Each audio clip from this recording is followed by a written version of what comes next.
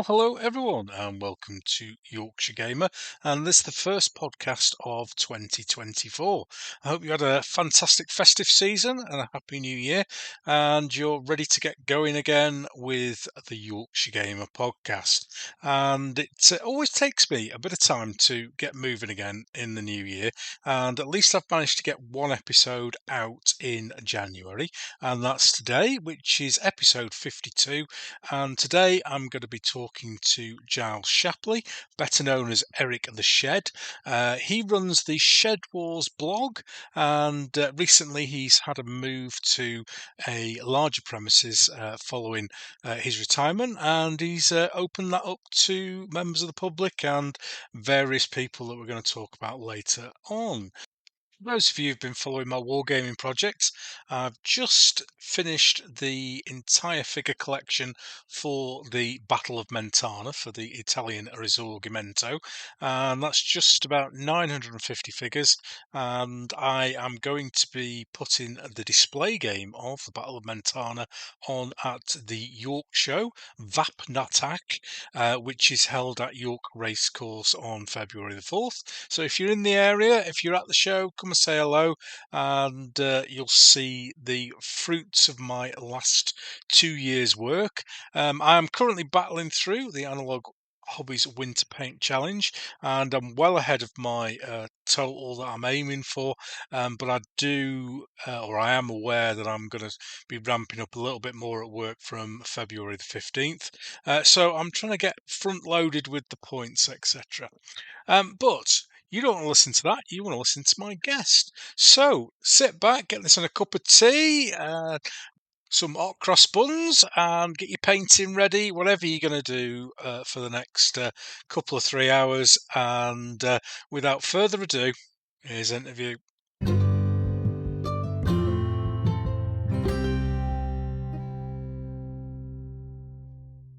Well, hello, welcome everybody once again to the Yorkshire Gamer podcast. Christmas has been and gone, and we're here in 2024, and it's time to get the podcast rolling with another guest. I first spoke to today's guest at Salute last year, and he has been patiently waiting to come on the show ever since. Unfortunately, I've got a queue longer than the one for Westmoreland Street Chippy and Skipton on a Friday night, so less than a year is quite a quick turnaround for me. My guest is the host of one of the most popular blogs from the golden age of blogging, the Shed Wars. It's now a teenager, and instead of going off in a huff, sulking in a bedroom and smoking exotic cigarettes, it's actually behaving itself and still doing decent visitor numbers in difficult times for blogs. Better known on Tinterweb as Eric the Shed. A bit like Eric the Viking, but with less pillaging of religious sites and more 28mm figures. He has catalogued his gaming adventures on his site for many years and developed a strong following. But Shed Wars and Eric the Shed would be nothing without the real star of the show, the Shed. Starting in the suburbs of that there London, it's recently moved out to a more rural location, rebuilt, refreshed, and now open to the public. So let's give a warm welcome to the man himself, Eric the Shed, and his alter ego. It's Giles Shapley. Hello, Giles. Hello, Ken. How are you doing, sir? I am very well, young man, very well. Lovely to speak to you today. You've been waiting a while, but we got there in the end, didn't we? Definitely. I cannot believe it's been 9 months since you and I caught up at Salute. I know, crazy, isn't it? Absolutely crazy. But there we go. We finally got here. Have you done anything like this before, Giles? No, I haven't. Well, actually, tell a lie. In my business career, which I am now glad to say is over, I did some podcasts and some training and so on. But no, this is the first of its kind in the, should we say, the hobby sphere. So delighted to be with you. Brilliant. Excellent. Well, before you get too comfortable, the first thing that we do is a little bit of an icebreaker, is the 4-minute challenge. And that is an opportunity for you to get your mouth moving and get yourself ready to go. And just summarise, if you can, your wargaming hobby in 4 minutes. Don't worry if you miss any bits out. I'm sure we'll cover it later on. So are you ready to go? I'm ready indeed. So I won't start with the old adage once upon a time, but it's like certainly it would have been at a time when I was in my, should we say, probably about 5 or 6. And the person who's most responsible for bringing me into this wonderful hobby was my father, who sadly has passed away, but he was very old-fashioned, but he was totally nuts on military history, toy soldiers, movies, history, castles, museums, you name it. My brother and I got dragged around everywhere to see it. And I suppose a lot of our generation, our very first Christmas presents were either plastic toy guns or plastic toy soldiers.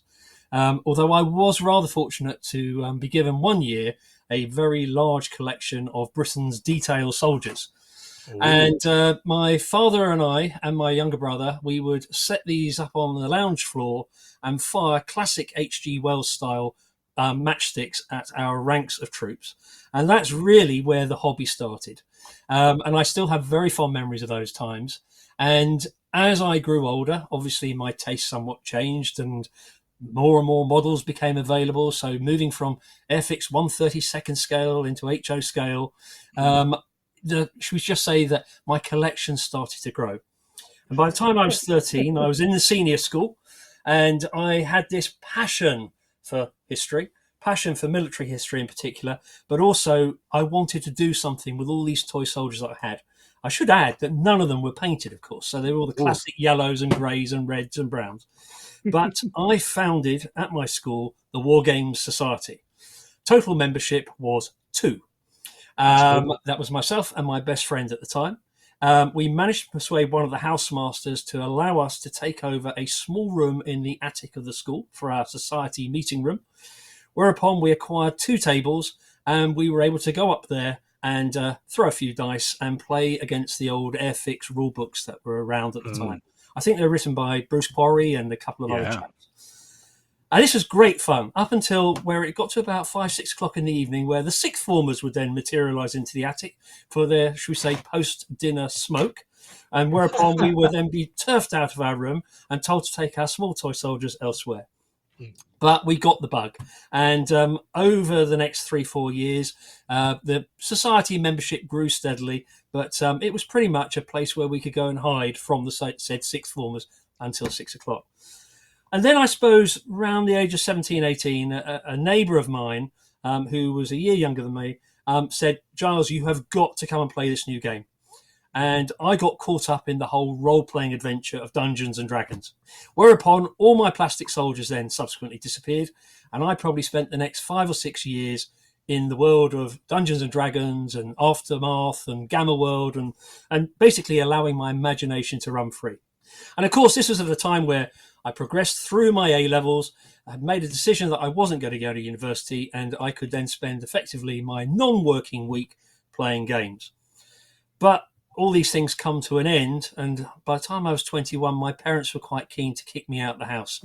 So I took on board a job up in Lincolnshire, which was a good 2.5-hour, 3 drive from home. And I remember leaving and thinking, well, that's probably the end of my gaming days. And it certainly was for probably the next 10 years, because by the time I was 22, I just discovered the delights of beer, ladies, and really wanted to forge my career ahead. And the next 10 years passed very, very quickly. As my career developed, I probably drank far too much beer, and I probably went out with too many young ladies. Fortunately, one said young lady decided that she was going to marry me. And at the age of 30, we got engaged and got married, and we decided to settle down and have a family. Yeah. And this was at the age, I was probably about 32 at the time. So we're talking, it's like the millennium, around about 1997, 98. And I'm sitting at home. My wife is upstairs feeding the child, my daughter Molly, and I'm bored. There's only so many times you can get up in the middle of the night. Yeah. There's only so much you can watch on TV. And I wanted to do something differently. And it was by chance a very good friend of mine phoned me up and said, Giles, what are you doing? I said, not a lot. He said, well, I've been playing war games at a friend of mine down in Farnborough. Do you fancy coming along? So I thought, well, get the boss to approve. Hopped in the car, drove down to Farnborough, and I met up with a bunch of guys who I'm delighted to say that I'm still playing with on a regular basis. Oh, and they had a shed. And it was an old, the shed belonged to one of the chap's father-in-laws, who again has sadly passed away, but he was into model railways, and he had a big table, probably a good 12-foot size table. He had all the old terrain that he built for his model railway, and there we were playing with Napoleonics in 15mm scale, American Civil War, World War II, and I really got hooked on the whole thing. And it was at that point in time I thought, right, Giles, you need to have your own base. And rather fortuitously, our home was coming up for an extension.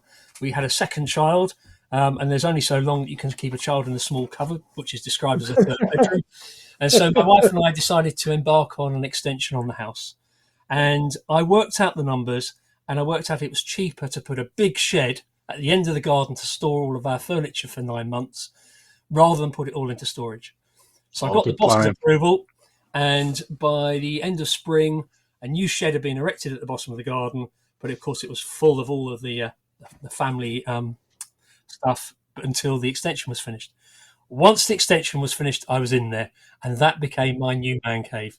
I kitted it out, insulated it, put the wiring in, and basically built a big 12-foot table in said shed. And that's really where, in a sense, my hobby kicked off. But I'm delighted to report that probably 3 years into after building the shed, I then built the blog. And it was at that time that the group that I've been playing with at Farnborough effectively split up, and people went off and did their own different things. We've all since come back together, but effectively my shed became the new base, and there were effectively just 2 of us playing there for about probably 2 years, just 2 guys playing games every Monday night. But what happened, the blog started to attract people and attract interest. And with posts on the TMP and Lead Adventure, people were reaching out to me saying, "Oh, I gather you live in Southwest London. Could I come along and play?" And so now I probably have a gaming group in excess of 20 people who regularly visit in different times and different places and so on. So that's where my hobby's got to today. Brilliant. We went a long way over 4 minutes there, but I'm so sorry you were doing that. so well. You were doing so well. I'll just let you go. Keep going. Okay. Which is brilliant. Have you done most of your gaming then within the shed environment, or have you been a member of a local Wargames club at all? I have been to a couple of Wargames clubs locally. One didn't really quite work out. The other one I still retain a membership of, stroke contact with. There's a bunch of really good guys. This is the one down at Hampton Court. It's called the Invercourt Wargames Society. Right. They are always looking for new members. They're a welcoming bunch of guys. They play every Sunday, and a number of those guys actually frequent the shed when they can as well. But I typically find that my weekends, Saturday and Sunday, tend to be focused on either me going to see my family or my in-laws. So it becomes difficult to do a Sunday afternoon game. Yeah. So are they based in Hampton Court, the area, or Hampton Court, the building? No, they're based. I wish it was Hampton Court building. No, they're actually based in the Police Federation headquarters, Police Federation's social club, which is just outside Hampton Court. A number of them are ex-police officers. I seem to have acquired a lot of ex-police officer friends. I'm not too sure why, but a lot of them are into wargaming as well. Yeah, I don't know. I don't know how that fits together. Yeah. So, over those years, then you started with the quarry rules, which I think many of us have. Have you still got a love for that old school type wargaming, or have you moved on to the more modern sets now? I think, well, it depends on how you would classify modern. Our staple set of rules that we tend to use in the shed for a number of reasons, but predominantly because they're well known and they deliver big games with fast play, tend to be the Warlord Games set of Black Powder, Pike and Shot, and Hail Caesar. Yeah. But we do play outside of those rule sets for other periods and for other types of games. But for the big games, we tend to stick with those because they deliver what we need in the time that we have typically on an evening's entertainment. Because you kind of think, I still think of those rules as being new, but they're 12 years old, maybe even older, 12, 15 years old. They might even be older than that. I came to them quite late. I used to play a lot of War Master, which was the original Rick Priestley set that was written when he was working for Games Workshop. And then, of course, War Master was the genesis for Black Powder and for Hail Caesar. So we were familiar with the sort of mechanics. But there are a lot of other rule sets that we play. Yeah, it's just interesting that I still think of them as new, and I just go, "Oh, hey, oh, I'm not playing them. They're new rules." And Yeah. then, as you say, they're probably 15 plus years old. And how do you find it? I'm always interested in talking to people who play groups of rules. It's something that we do with General de Brigade and de Craig's Kunst and to your guns and all that. We play a lot of Dave Brown rules, and although it's nice to be familiar with the rules, crossing over from one to the other can get a little bit confusing because it's so similar. Do you have that with Hail Caesar, Pike and Shot, and Black Powder, where you end up doing going down one line? Oh, it's definitely +1 for this, and then it turns out it's another set of rules. Yes, we do, and all the time. And it typically tends to be a case of we've got a whole load of what I would call ready reference sheets that Mm, you know certain things we've done to make the game either more playable or to fit a particular table or to fit a particular scenario. But movement is a classic. Whereas, for example, in Hail Caesar, movement typically tends to be 6 inches for a foot unit. In yeah. Black Powder, it's 12 inches. And that can have a massive difference when you get three orders. You can Yeah, have it. yeah, So we tend to try and adjust it so that they more often than not, for example, rules and ranges, movement and ranges, they will be commensurate with one set and the other. So we're all playing on the same level field. But of course, there are all the nuances that differ for each game set. yeah, yeah. And again, you've got the different traits within each unit. They'll be different, but they might be using the same terminology. So, but yes, it's always when we're starting out a game, because we play every week, but we never play the same game twice in succession, if that makes sense. Yeah, yeah, So yeah. last week, for example, we played Black Powder. The next game that we've got on the table, I think, is Saga. And then the next game after that might be Muskets and Tomahawks. So in that particular instance, I will always go back to the rule set and do a 20-minute skim through before the game kicks off, just so in my own mind I can remember the sequence of play, the standard rules, and so on. But Yeah, it's. I'm yet to decide. I'm yet to make my mind up. I don't know whether having that familiar base for a set of rules is good, or whether having completely different rule sets for different periods that have totally different mechanisms that you can't get confused with. I've not made my mind up it, yet. I'm open. I'm open to suggestions. it's interesting, Ken, because one of the things that we found, as an example, just before COVID hit the UK, I was sitting with a friend, and we were deciding on what our next projects were going to be, and we both agreed that actually the Wars of the Roses was going to be something that we really wanted to do. And Perry's had the fabulous range of products out and so on, and so we both started putting together some factions for Wars of the Roses. Mm, And we always had a mindset that we were going to use Hail Caesar as the rule set mm. because the Perrys had put some orders of battle and some stats up on their Facebook page. And then all of a sudden, dropping through the post comes Wargames Illustrated with Andy Callan's Never Bind the Yeah, Billhooks. yeah, And so we thought, well, let's give this a whirl. And we played a game and it worked quite well and it gave us a good experience. And then we said, okay, can we use it with more than two players? And so we then had a four-player game and then a six-player game, and it seemed to work. We didn't break it too much.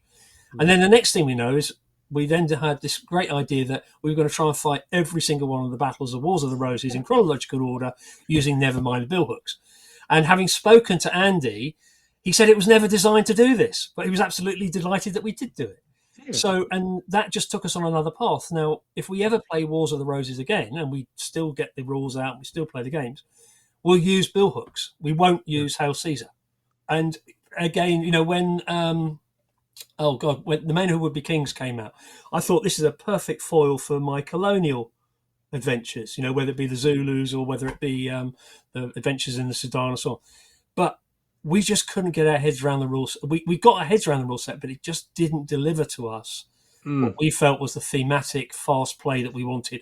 And we went back to Black Powder, and we did 2 or 3 games where we did the same scenario using both sets of rules, and the unanimous opinion was Black Powder delivered us a better product. yeah. And I think that's very much the drive for people is to try rules and then find something that they enjoy that Yes. works for them as a group. And black powder, we don't like them here, but we tend to use, as I say, General de Brigade, General de Armée, that branch of rule sets. For for reasons why for some reason that clicks with us, for some reason black powder didn't. But I think it's important that people kind of investigate these different types of rules and see which ones are best for them. And like you say, you found never mind the bill hooks as a way into the Wars of the Roses, and expanded that way beyond the it's a skirmish game at the end Yes, of the day, isn't it? I absolutely. mean, I saw uh, my mate Von Ketteringham Fraser from the YouTube channel. He was playing Baron's War on a 12 by 6 table with masses of figures. And that's what I love about wargaming, is that you can try and keep the big game down, but it will always, there'll be people who go, you know what, I need another 1,000 figures on here before it works. Yeah, definitely. Which is wonderful to see, and great to see that you've done that with bill hooks as well. Um, is there a period or sort of time frame that you really enjoy gaming in, or are you across the board? I would say that I am across the board. I was sitting down with one of my gaming friends the other day, and we were going through that classic, table of all the historical periods from the ancient Egyptians through to, for want of a better word, science fiction Yeah, and fantasy in between. And did we cover off every single base between us? And pretty much yes. I have have preferred areas to play. The one area that I suppose I'm not particularly keen on is World War Two, later World War Two. I don't know why. The idea of just having hundreds of tanks on the table just doesn't appeal. But if there is a period, it will quite possibly be colonials, which is something that I've always enjoyed doing. and that's one of the probably lesser played periods, I would say. You're kind of looking at Napoleonics and World War Two as your big two, aren't you? Yeah, Really, and then colonial. It's certainly we've spoke a lot about it. I did an episode with Carlo Pagano, who brought back to life the Sands of Sudan, Peter Gilder's rules, which are a massive hoot and a really really good game. Is that something that you've gone big into then, the colonial? Have you got a big collection for that? yes. And I should say one of the reasons why I mentioned about my father right at the beginning. Hmm. My father was probably the world's biggest Zulu fan, as in the movie in the Yeah. world. And he, I suppose, he took me and my brother to see the film when it first came out at the cinema, or Hmm. possibly the second screening. And then through the years, of course, it was the reason why we got a videotape recorder at home, because it was on ITV one afternoon and we didn't. And it was one of those iconic films that I think everybody in the wargaming world loves to watch. Who Yeah. doesn't love the color, the terrain, the action, all of that? It's such an iconic movie. And for me, I've always wanted to bring Zulu to the tabletop. And about 7, 8 years ago, as my father was lying in his hospice, I said, I'm going to do something which I should have done a long time ago, is I'm going to do this. And I Yeah. know you won't see it, but it's in a sense, I want to do it in memorial for you. So I went out and I bought a load of plastic and metal 24 foot. I bought a lot of Zulus. I kept adding more Zulus, to the point now where I can actually field over 1,000 Zulus on the table.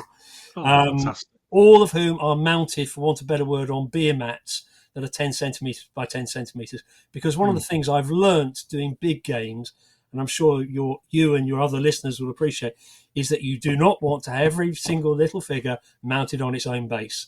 And even in Sabo trays, it's an absolute pain in the pain to move them around. So I have 1,000 plus Zulus. I have probably 200 to 300 British and colonials, Boas, NNC, all of that, and along with all the classic Zulu terrain and so on.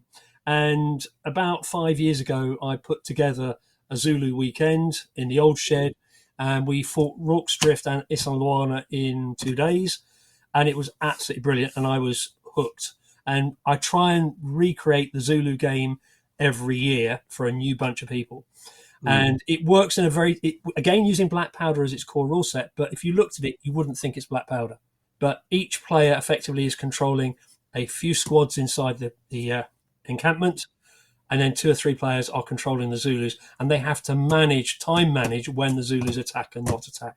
And so it becomes more of a managerial like a game rather than just I'll throw them all over the barricades at once.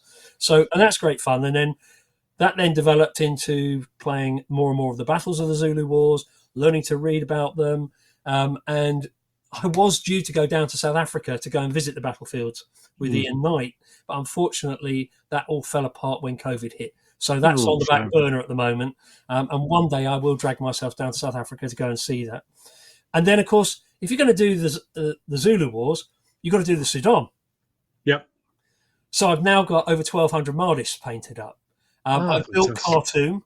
I've got most of the big units that fought down there in terms of the British, so ranging from Indian Lancers through to the Camel Corps.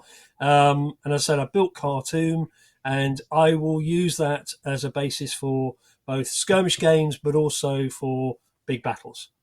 Yeah. So we fought Abu Klea and Guinness and Andaman and so on. So one of the things that I like to try to do is to take the battles of history and bring them to the tabletop, as opposed to just a straightforward encounter game or a made-up environment.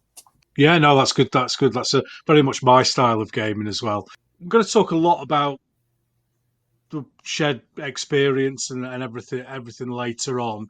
But for regular players, you mentioned this earlier on, you use the shed as a place for friends to meet and game.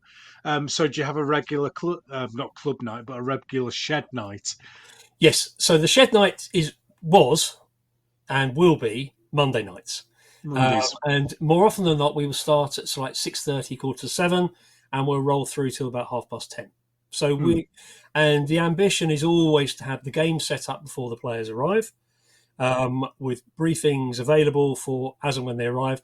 And then more often than not, unless somebody has expressed a preference, we will dice to see which side who plays on which. And most nights I will typically cap at 6 players. Any more than that tends to be a little bit too chaotic, or you get the sense sometimes where you've got too many players playing that they're only going to end up commanding a small brigade, perhaps of half a dozen units, and before they know it, their game's over, or they haven't got anything left, and then somebody else is going to have to pass them something of theirs to play with for the rest of the evening. So by having 6 players, 3 aside, on an 18-foot table means that everybody's fighting across a 6-foot front, and they will probably have more than enough toys to play with. That's the benefit of having that. The games themselves will typically be set out a week in advance. So I have a WhatsApp group, and it really is, there's nothing too complicated about it. I send a message out the day after we played the first game on the Monday night, and I say, okay, who's around for next week? Because some of the guys who come along are working shifts, or they've got family commitments or what have you. And with the exception of a couple, the rest of it's open spaces. Yeah. So in other words, it's first come, first serve. But if somebody has been there for 3-4 Mondays on the trot and somebody's really desperate to come along, then I'll put them in front of the other person. But I mentioned to you, there was one chap who was playing with me when the shed first opened for 2 years, and it's just the 2 of us. He has an automatic entry to the game. He's called Mark. He's my longest playing partner, for want of a better word. So he'll always get a space. And there we are, Mark. It's immortalised on this podcast for you, so no, you know it's true. You can always refer back to this if you say, "Oh no, not this week, mate." But so the game will typically be set up at that point of view. So Monday nights, I mentioned it's typically Monday. For the next 12 weeks, it's on hold. It's now Tuesday night because my wife is learning how to keep bees, and she's on a bee training course. So I don't know how you train bees, but no, I was unaware of such a thing. I had a bee training course. That's what my friend said to me. Does she have to go every week just to get a bee? And I said, I don't know. But no, the ambition is for her. She wants to keep bees. She wants to make honey, and I want to turn that honey into mead. So everybody's happy. Hey, fantastic. Yeah. The bees are happy as well. Exactly. Do you do? I mean, we met up at Salute last year. Yep. Do you do a lot of war game shows in the area? Is it a regular thing for you to visit them? Yeah, I think, obviously living down here in the southeast, we are blessed or cursed, I suppose you could say, with Salute. Salute is a fabulous show. I do remember when it used to be over in the other place in Knightsbridge. But since moving to the XL, it's obviously got bigger and there are more and more people there, but it shows how big the hobby is, and I think it's a great showcase. I also try to attend the shows that are over in Reading and Newbury. And there's there's one which I can never remember. Is it that takes place down in Kent, which I've been to a couple of times. But that typically tends to be it. I suppose my biggest frustration for the shows is that you tend to see the same stands over and over again, and they're selling the same things over and over again. And I wish, in a way, some of the show organisers would put to one side, I don't know, this is the new zone where there are new manufacturers or new people coming along, perhaps giving them a discount to exhibit their wares and giving them an opportunity to showcase their products to other people. But, I think when you go to the shows, you can see that the industry's in pretty good health, albeit the average age demographic looks, should we say, the wrong side of 50. Or the right side of 50, depending on which way you want to look at. Well, in my case, at the moment, I'll be 60 in 18 months' time, so it's probably getting to the point where it should be the wrong side of 60. But yes, yeah. Well, there we go. But there are quite a few people coming through from the GW side of things, and games like Bolt Action and what have you that are not my cup of tea do bring new people in to the hobby, and then us big gamers can grab them and push them in our direction. Well, one of the things that I'm very keen in the shed, one of the guys who regularly comes along is actually the son of a gamer I used to game with. And I remember him when he was about 11, probably even younger than that. He's now in his mid-20s, and he comes and plays in the shed regularly because he lives just down the road, and B, I think he wants to escape from his girlfriend for at least one night a week. And he's only 25, so he's the same age as my children. Neither of my kids are particularly interested in what Dad does. They think Dad runs away into the shed and does strange things. So, yeah. No.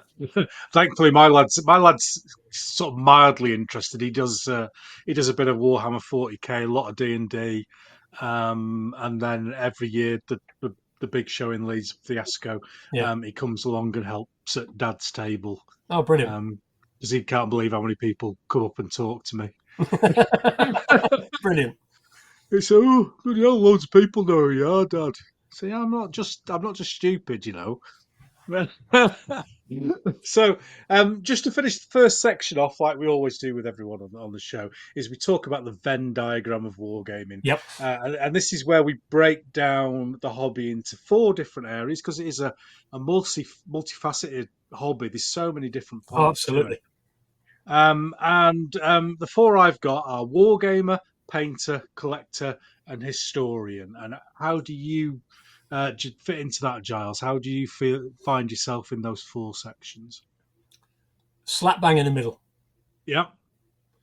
So just to qualify, historian, as in I love to read up about the periods that we're playing, and get into the detail of the specific battles.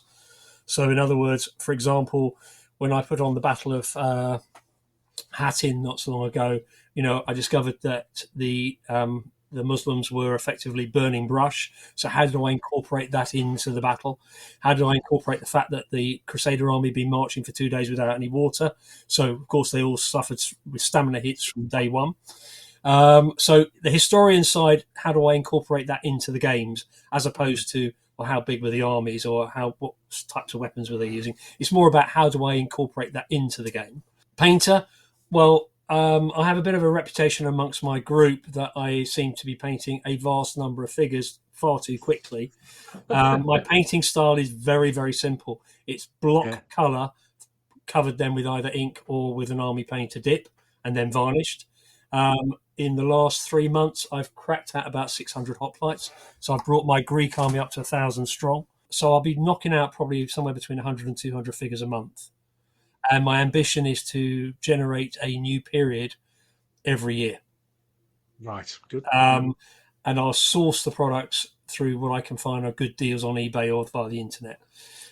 In terms of the other 2, player, wargamer, well, I play regularly. I want to play more, but the project I have embarked on won't allow me to do that. whereas a lot of my other friends who've retired early seem to be playing every afternoon. And you're Yeah. on all these WhatsApp groups, and John, you know who you are because I know you played 5 days last week. Basically seem to be playing all the time.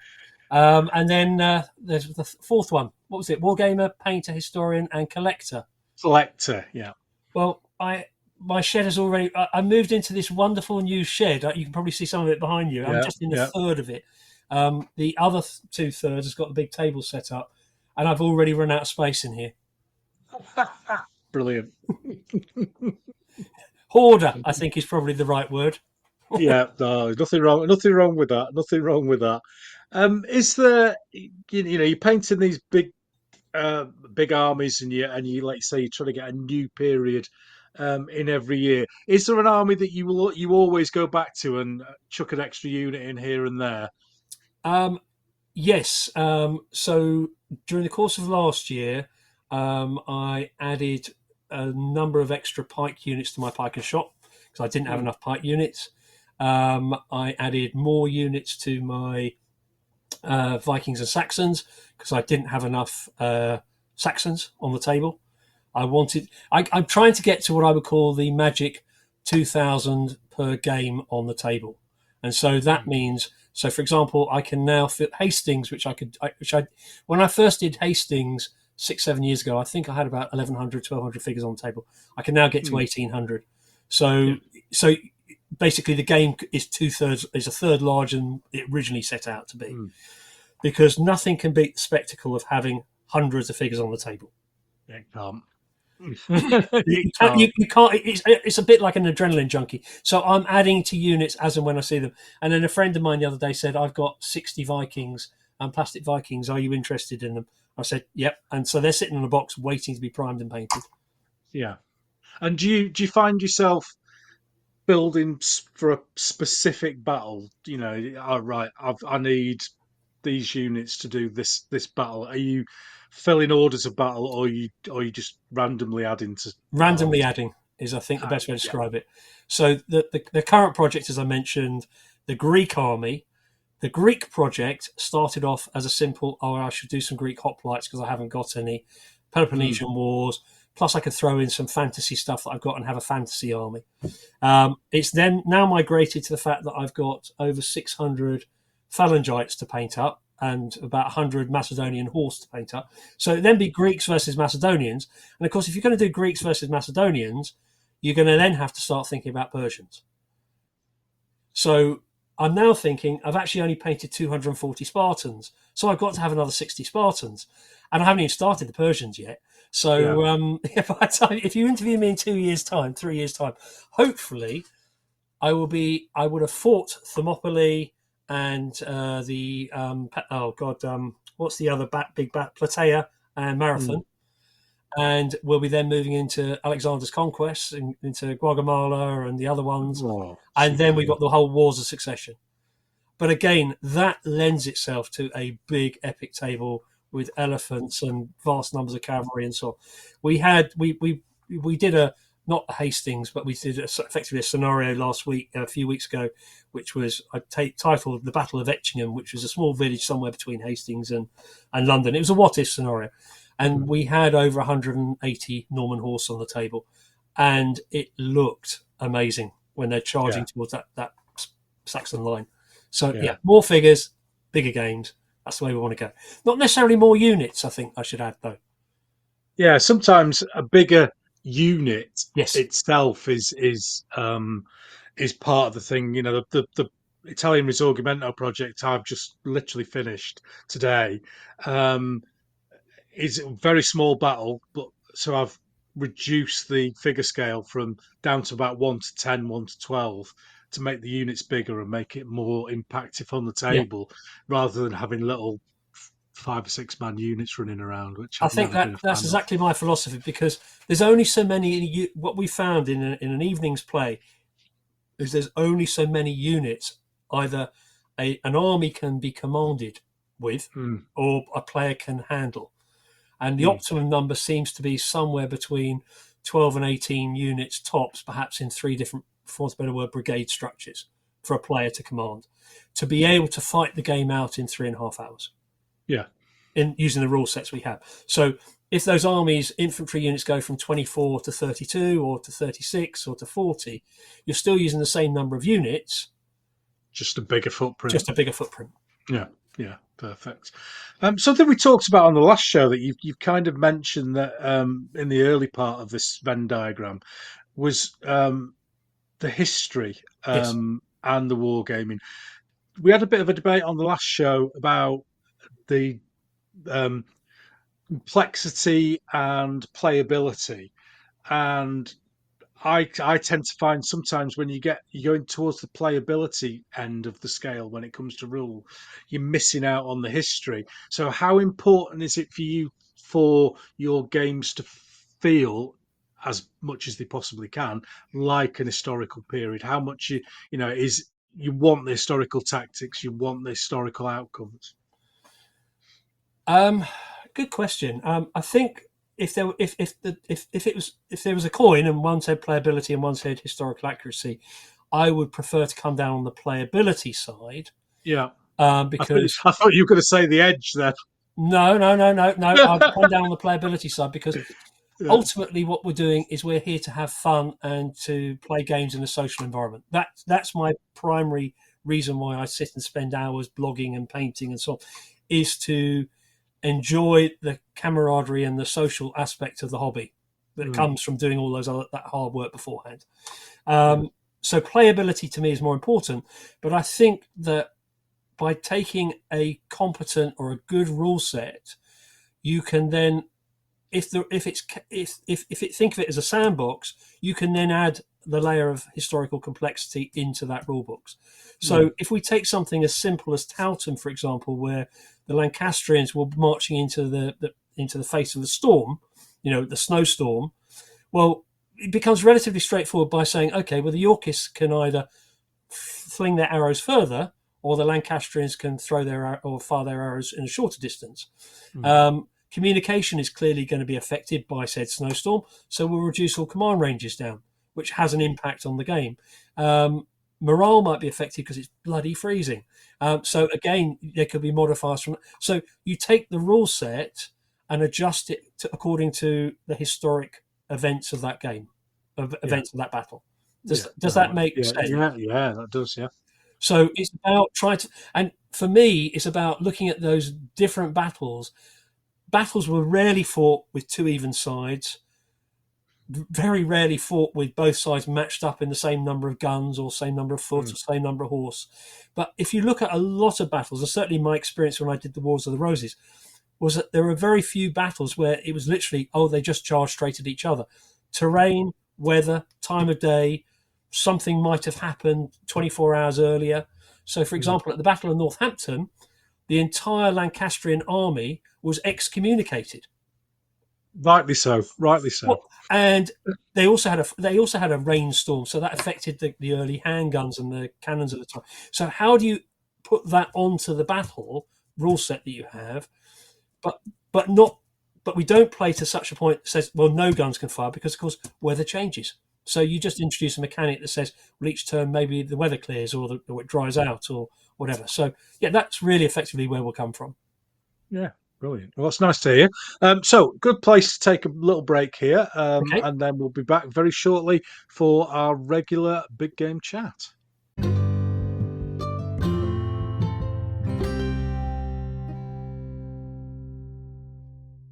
Okay, we're in the second part of the show, and regular listeners will know this is our little big game chat where my guests, when they come on, chat to me about big games, whether they like it or not. This section's always there. So the first question, Giles, I expect to everyone who comes on the show, because there are different definitions to big game. So when I say big game, what picture does that conjure up in your mind? Big game is big table, lots of soldiers on the table, and multiplayer. Excellent. My definition as well. None of this bit of paper with thousands of figures and each little blocks. No. I don't. Is it the visual aspect then? I was joking there about Craig Spiel, but that little block doesn't get my juices flowing. Whereas a massive load of figures on a table, that visual aspect for me is that's what I like. Is it same for you? Absolutely. And I think for me, it's also looking at, I don't want to sound egotistical here, but it's knowing that every single one of those little figures on the table, by and large, has been painted by yours truly. Yeah. And the man hours and everything that's gone into to achieving that, and getting that positive reaction from the people who I'm playing with. That to me is, and then knowing at the end of the evening, everybody says thank you, and then the subsequent posts that come back saying, "Hey, great game, really enjoyed it," or as one of my friends this morning said, "Gutted I wasn't there for last week." When I put the latest post up on the blog. So all of that helps, and that's in a way what, for example, the blog. That's what keeps me going, is knowing that, getting that positive affirmation that I'm doing something right. Yeah, and I think that's a good way or a good point to look at is that personal sense of achievement when you've produced something that even if it's just yourself looking at it in your own room, it's you've done that, and when it fills the table and you go, I don't know all that. Yeah. There is a massive sense of achievement, isn't there? I don't think people should be, ashamed of the, or I'm not, don't want to blow my own trumpet here. Fuck, blow your trumpet, mate, because it looks the business. Yes. Simple as And that. I'm the first one to admit I'm not the best painter in the world. But Mm, when you're playing, for want of a better word, with toy soldiers, and you're standing 2 to 3 feet away from them, you don't need to see the whites of the eyes. You don't need to see every single belt and button painted in. It's that total visual effect of seeing thousands of infantry lined up or hundreds of horses lined up on a hill on a battlefield.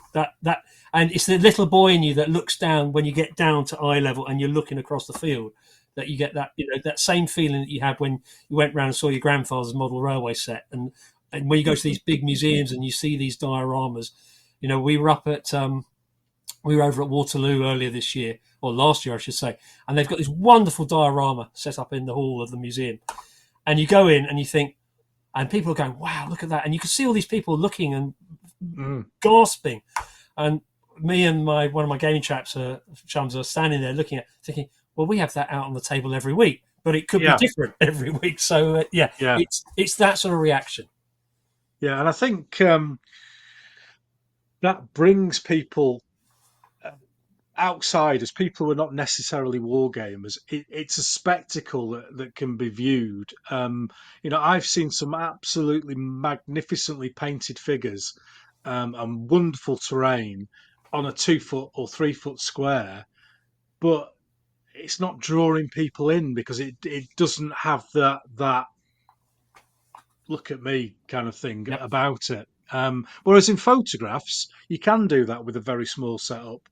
Um, but with a bigger game and lots of figures, and like you say, they don't necessarily need to be Golden Demon standard painted. It's the mass, it's the overall effect that drags people in. And if you're getting people at the Waterloo Museum going, oh, this is all right, Yeah. there's hope for the hobby yet. Absolutely. Absolutely. Fantastic. That's what I would like to see. So obviously you've gone through these periods in your life with your wargaming where you've had different groups of friends and kind of they're coming back together now. Is friendship a big part of that long-term big game thing? It's probably the most important part. Yeah. Um, you don't make friends painting figures, because you're sitting there. I think I've only ever had one painting session with somebody else. Um, so typically when we paint or when we're building terrain, actually terrain's slightly different because it might be on a scale where you might need somebody else to help you. Mm. But by and large, when you're researching or painting, you'll be doing it on a one-to-one. But for me, the friendship, the social side is the most important part. And interestingly, a couple of years back, well, actually 3 years back, when we were living in Surbiton, some of my mates came over and helped me put one of the many extensions on my last shed. And at the end of the day, I invited them and all of their wives to come back for a barbecue in the garden. And you've got to remember that I've been playing games with these guys every Monday night, for some of them, for 7 or 8 years. Yeah. Now, they'd all met my wife, having walked through the house and met my children and watched my children grow. But I'd hardly ever met any of their partners. And my wife had certainly never met any of their partners. As far as she was concerned, we were all strange blokes that were doing something strange at the end of the garden. And so all these wives turned up for this barbecue. And they all thought we were all going to be completely odd. Well, suffice to say, several bottles of Rioja and several glasses of homebrew. Everybody had a riotous time. And so now the Wargamers barbecue is a fixed event in the diary. And this year, as part of the launch of the business, which we'll talk about later on, I invited Dan from Wargames Illustrated and Andy Callan to come down and join us. And I made sure it coincided with the Wargames barbecue. So we got them completely pissed on a Saturday night in our new garden. And that we all sat down, I think it was 28 of us all sat down for dinner. Which was a fabulous evening. And it's meant now that, for want of a better word, our partners have all now met the other partners and realised that their husbands aren't that particularly odd. They just have an odd hobby. That's good to see. So the social side for me is really, really important. And it's beyond the wargaming side. It's about sharing memories, about sharing experiences, as well as clearly sharing the love of our little men and toy soldiers. Looking back over the years, many years you've been gaming, then what are the kind of standout games that you remember from your youth or from last week, whatever you really enjoyed? I gave some thought to this because obviously you pre-armed me with a few questions and so on. But I think I've got three that I'll be very brief. Towton, without a shadow of a doubt, was perhaps one of the best games that we've ever fought. It took us 6 hours on a Saturday afternoon to fight using bill hooks. We had the best part of 2,000 plus soldiers on the table, and we all agreed right at the beginning that the game would finish at 5 o'clock, whatever happened. Yeah. Because at 5 o'clock the beers would be open and the misses would the wives would all turn up at 6 o'clock. So we fought, and at 4:30 the game was in a balance. And I did something that I probably don't normally do in a war game, which is be overly rash. I charged my king, Edward the Sixth, would it be? Edward the Sixth? Yeah, Edward the Sixth. With his royal retinue into the Lancastrian centre. And he routed 2 units in front of him, which then caused a cascade effect across the whole front Lancastrian line. And within 15 minutes, what was left of the Lancastrian army had virtually been routed off the table. So it literally was one of those moments where it was going to be a stalemate. It was going to be a draw. We would have run out of time. But through fortuitous dice rolling, luck, whatever you want to call it, that it didn't happen. And you couldn't have written it better. The second one was quite possibly our re-fight of Isanwana, where we had the best part of 1,000 Zulus chasing down whatever it was, 10,000 Zulus chasing down 800 British troops at Isanwana. We fought on a 10-to-1 scale. I've got visions of my mate Mark sitting behind the Sphinx-like mountain with a pith helmet on, with 4 stands of infantry left, with about 150 stands of Zulus charging up at him. And the last stand was, of course, the King's colours. So we just had this vision. And we come back to the big games. It's about the vision. And it's about getting that emotion coming through. And then the final one it wasn't any particularly special game. It was, we did a siege game in the English Civil War. Not something that people tend to do, big siege games. I had a few Games Workshop castles, which I chopped up a bit and created some breaches and then put the original walls back in. And we had a game where basically for the first 25 minutes, the royalists were pounding the walls and putting breaches in. And then we did the classic Forlorn Hope, where they charged the breaches. And it was like a 4-to-1 in favour of the royalists attacking the parliamentary defenders. And they just got in. And it was, again, a nail biter. So you end up with the nail biters are always the best ones. Yeah. I think we all play these big games, and sometimes you end up with a scenario where halfway through the game you know which way it's going to go. Mm. Do you Yeah. carry on, or do you just fight it out because you've got another hour on the clock? So, yeah. Oh, fantastic! Some great stories and great games there. And I always find that with the big games, there's very few club night games that I remember. Yeah. Very few, but big games, even the process of the organisation, the progress, the setting up, it's like a ritual that you go through, and sometimes they don't play out particularly well, but normally you will have a good laugh with your friends over a extended period of time that you might not normally have chance to spend with friends.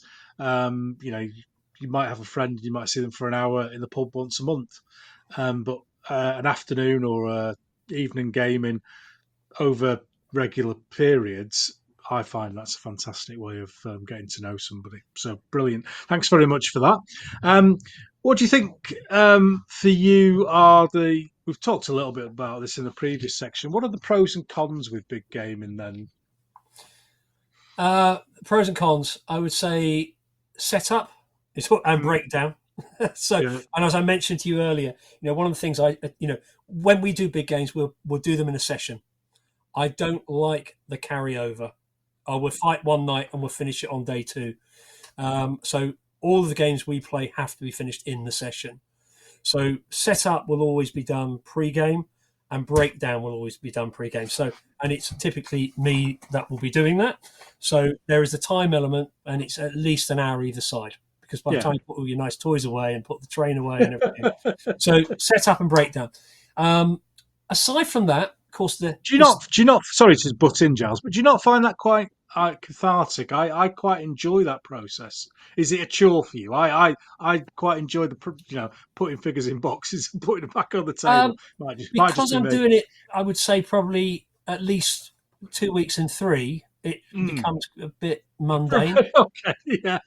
One of I get you. the curses that I have is because, and again, I don't want to sound egotistical, but because I have this big games room with its own kitchen facilities and its own bathroom and so on, and because I'm a very welcoming individual and my wife allows me to do all of this, I tend to end up where most weeks will end up with 6, if not more, players wanting to come along. So you end up in the scenario where it becomes expected. And because I love doing it, it doesn't, the doing the game is not the chore. It's the break up and set down. So where I do get a kick out of setting stuff up is where it's for a new game. Yeah. If it's for, I haven't had a chance to sit down and write something up or to work something out new, then I'll either pull something out of what we've already done in the past, or I'll just make something up. We've all done that, but it will still be a big game. It will still be 30, 40 units aside. So it'll still be 700-800 figures aside minimum, because that's what, for want of a better word, my players expect, unless we go completely the other way. So, for example, I have a number of what I call smaller games. So things like I have a Predators game where basically players play colonial marines in a jungle and they get ambushed by predators. That might only have 12 figures on it, but it'll have a 6-foot jungle on the table. We'll do Rescue Gordon, which is basically I'll set up my cartoon city, and the special forces of the day, either the Royal Marines or the Scots Guard, will go into the city to find Gordon. But of course, at the same time, you've got 10,000 Mardis running around the streets. So there are lots of little games. We have an on-running adventures of using Fistful of Lead with Captain Richard Sharp of the 95th Rifles, who seems to, every time we play a game, there's always a bridge and he always dies. But that's a very small skirmish-based game. So That's Sean Bean for you. Yeah, exactly. So there are lots of games that we'll use, and some of them will be big games, but also some of them might be small games with big ambitions. Does that? Yeah. No, that's so, good. Pros and cons. So break up and set down. Getting things wrong in terms of the organisation. So, for example, you might realise that actually I've got a pitch battle here. The forces should be 2-1, but actually there's not enough attackers on the attacking side. Yeah, so you need to rebalance it because you know that within half the game it's all going to be over, and the attackers don't stand a chance of achieving their objectives. So the scenario imbalance that perhaps is one of the so you go to a lot If of effort and then it doesn't yeah, work. if you do that, I mean, this is something I do. If it's going wrong, I'm quite happy to change it halfway through. Oh, we do. Um, yeah, Yeah, we, to we get do. more of a game out of Yeah, it. but you've got to be mindful. This is where when you have an umpire, it becomes immeasurably easier because the umpire can introduce elements to the game that can be done in such a way that it's not immediately obvious that it wasn't part and parcel of the Yeah, scenario. make the players So think it's planned. yeah, so I'm very happy umpiring games, and some of the best games I've been involved in are ones where I've umpired, because of course you can then accordingly accommodate different points of time in the game. But you tell your players right up front, that there will be changes as things happen. Yeah, So a unit could be riding past a set of woods, and then you pull another unit out of the drawer and say to the defender, actually, your guerrillas can now ambush, and they didn't even know they were there. But that's part and parcel of. So it's yeah. yeah, excellent, excellent. Obviously, I don't think it's a secret to say that big games have kind of fallen out of fashion in recent years. And we were talking earlier on that the new set of rules for the bigger games is 15 plus years old, and there seems to be new skirmish games with 10, 15 figures coming out on a weekly or monthly basis.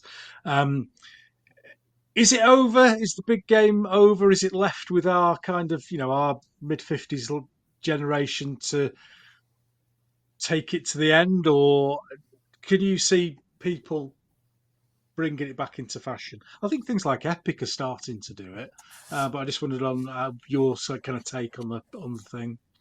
Yeah, I think you've Epic, for example, is a great opportunity for big games to continue on a smaller table. I think perhaps I'm being a little bit too pessimistic here, but I'm assuming that you're living in your own property there, Ken. Mm, I'm living in my own property. I am fortunate enough and blessed enough to have an outbuilding where I can put a big table. My kids are both in their 20s, will probably struggle to buy anywhere in the next 10, 15 years. Would if my son was involved in the hobby, would he be able to have a shed at the end of the garden? He'd be lucky to have a garden. So I think, in a sense, economic conditions might drive the change that we have in our mm, gaming, yeah, just in terms of scale or size. So something like Epic, or even small scales like 6 mil and 2 mil, perhaps could scratch that itch. Will we? But although I have been thinking an epic battle on a 17-foot table might look fun. yes, Um, so, without wishing to sound pessimistic, I think that time will effectively erode the really big games out there. You might see them still on at conventions, and certainly you might still see them in clubs where players can get together and have a big enough venue to run them. But the cost involved, the time involved, both of which are clearly very precious commodities today, may well drive out big games, which is mm, sad. But the more we can continue to blow our trumpet, the more we can talk about it, the more we can broadcast it, the more we can show photos and videos of it, then the better. yeah, exactly. We I might think, allay that. yeah, I think plastic figures as well has made a difference. I've bought some recently for a project, and then looked at how much it would have cost me if I bought all of the figures for the project in metal, as opposed to the rank and file in plastic and the specialist units in metal. And it does make a huge difference to Oh, the massive. um, to the you know. And I'm similar to you. I'm quite lucky, and I'm not scratching down the back of a sofa for some change for a pint of milk at the end of the week. So I have a disposable income that I can spend on the hobby. But if I can buy more figures with the plastic, then yeah, I'm going to do that, aren't I? I would anticipate that 95% of my collection is plastic. Mm, And the only way I could afford to do big battles is with plastic.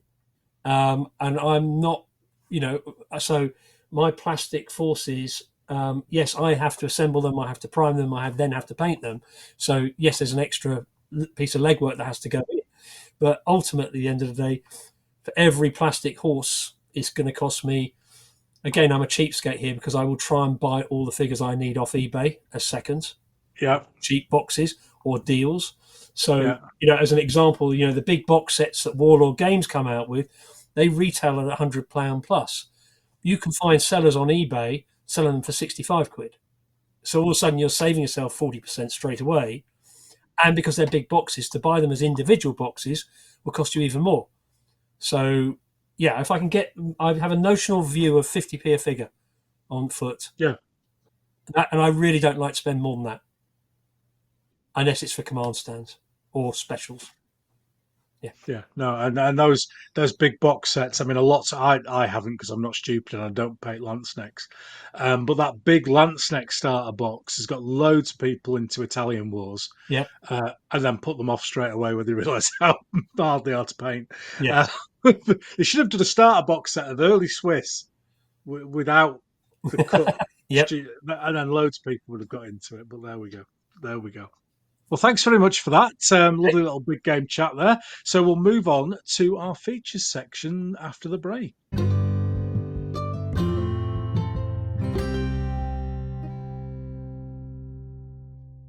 Okay, it's section 3, and it's the features section. Used to be called a quiz, but we've chucked another couple of bits in. So it's now the features section. So the first thing we're going to do is the Yorkshire Gamer quiz. So are you ready for this, mate? I'm going to try to be, yes. Excellent. That's what we like to hear. Quick disclaimer before we start, because I know this upsets some people. It's a bit of a joke. It's a laugh. That's what we're doing it for. It's one, or it's usually one or another, or a yes or a no answer. But if you want to have a chat about any of the questions and stick some anecdotes in, you're more than welcome. Okay. So first question. I think I know the answer. Go big or go home? Go big. Go big. Contrast paints, are they great or are they a gimmick? Gimmick. Gimmick. Excellent. Coming to choose a paintbrush, do you go for Winsor and Newton or Yorkshire Made Pro Art? Is there another answer for that? You can give me another answer. You might not get any points. Well, my answer is I use a company called Major Brushes, who produce cheap synthetic nylon brushes, and I buy them for next to nothing off eBay. Wow, I have to say, I've not heard of them. Major Brushes. Major Brushes. Are they made from? Rat hair or? No, they're nylon brushes, and they are as cheap as chips. And I literally use one for I burn through brushes so quickly when I'm painting the armies. Yeah. I don't tend to look after them particularly well, and so I just burn through them really quickly, and they do the job.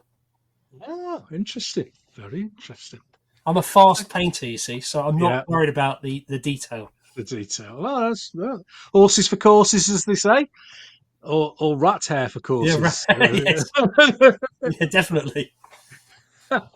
So, question 4 then. 96 figures. Is that an army or a unit of pike? Unit of pike.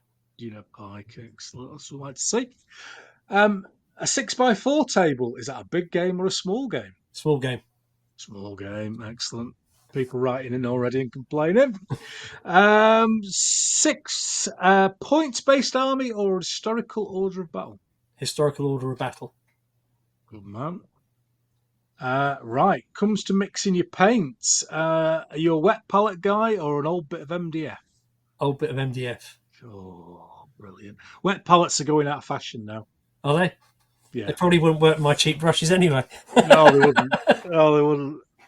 What do you use to wash your brushes out? Have you got an old mug or A honey pot. honey pot? Brilliant. With water. Brilliant. I stole my lad's now 24, sorry, 23, coming up 24. I stole his. He had a little Valiant cup. You remember the animated series about or film about the pigeon? Yes. So I stole that off him when he was about 5. Well, he didn't give it to me, and I still use that to wash my brushes out in. So there we go. When it comes to undercoating, are you black or white for your undercoat? Grey. Grey. Oh, bit of a middleman. Advantages of grey. What do you find of Um, it? it means I can get away with lighter colours on top of the primer. So whites, yellows, flesh, without having to put more than one coat on. Very good. Very good. Wise words. Question 9. Potential regional bias alert here.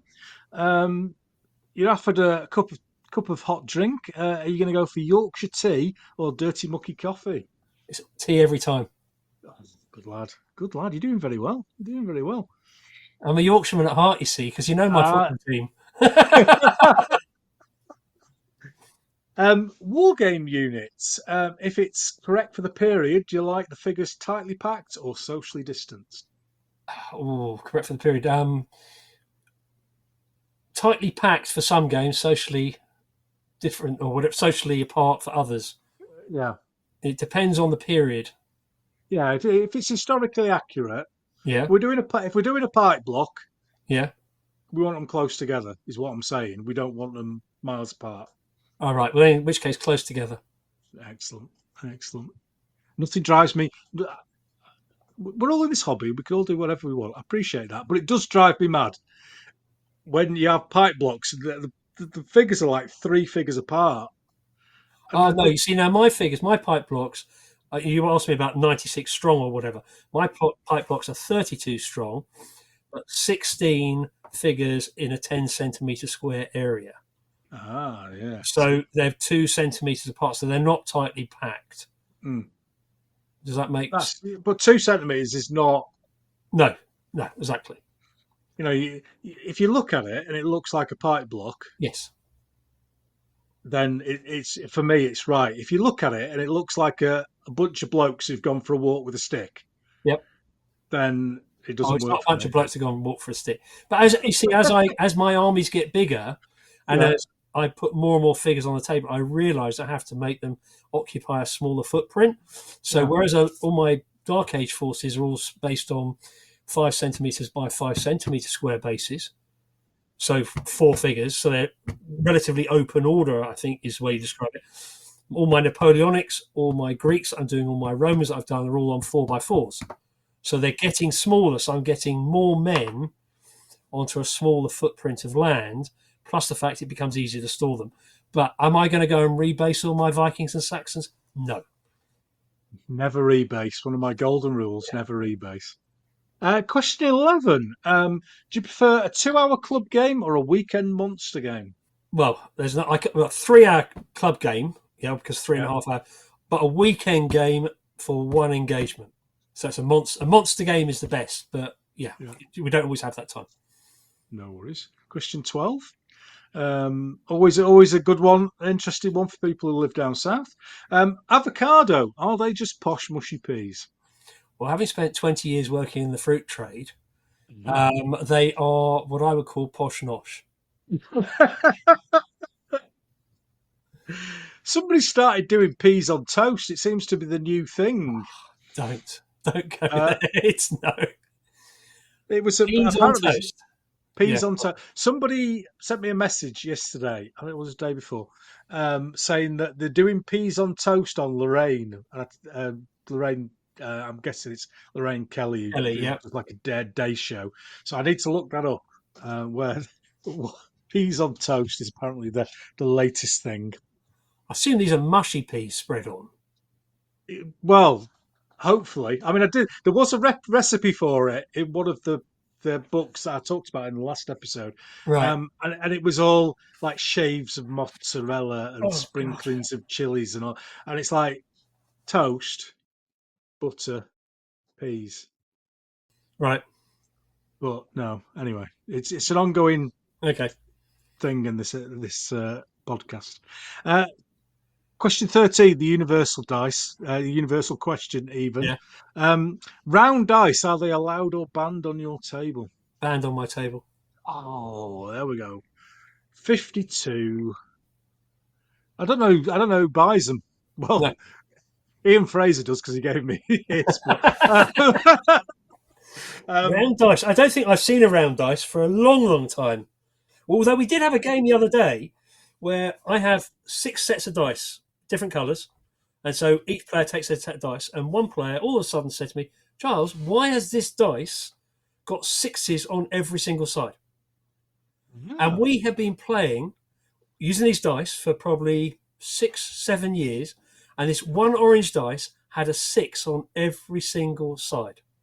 wow. And somehow it had clearly snuck in. And so all those games we played where somebody been rolling a dice, whether it was for a hit or a save or for a command, they've always been rolling a 6. And no, this is a bucket of dice I've got, and I just literally pull them out. So one dice, a rogue dice, does creep in. So here we are. Hint from Eric the Shed. Go check all your dice are legitimate. Yeah. Wow. That's snuck under the line, hasn't it? Yeah. Bloody hell. Bloody hell. Well, at least round dice are banned. And dice with all 6s on. They're Yeah. banned as well. You going down the chippy for fish and chips? Would you have haddock or cod? Cod.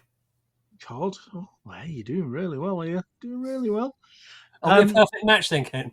We're not far off, mate. We're not far off. If you increase the quality of your brushes, we're nearly Right.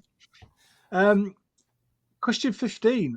Do you love a good table and a set of rules like a casualty table or an armor penetration table, or are you more dice based? Oh, that's a good question. I'm trying to think the last time I used a table. It would have to be probably dice based, but Yeah. I haven't seen tables for ages. Not since the WRG modern set of rules that I used to play. Oh, now we're going back.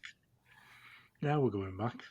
And they were quite straightforward. Is that the 65 to 85? Yes. I can't remember. Yeah. Classic set of rules. I found Yeah. my set the other day, and I have even started to contemplate going out and buying a whole load of 10mm modern kit.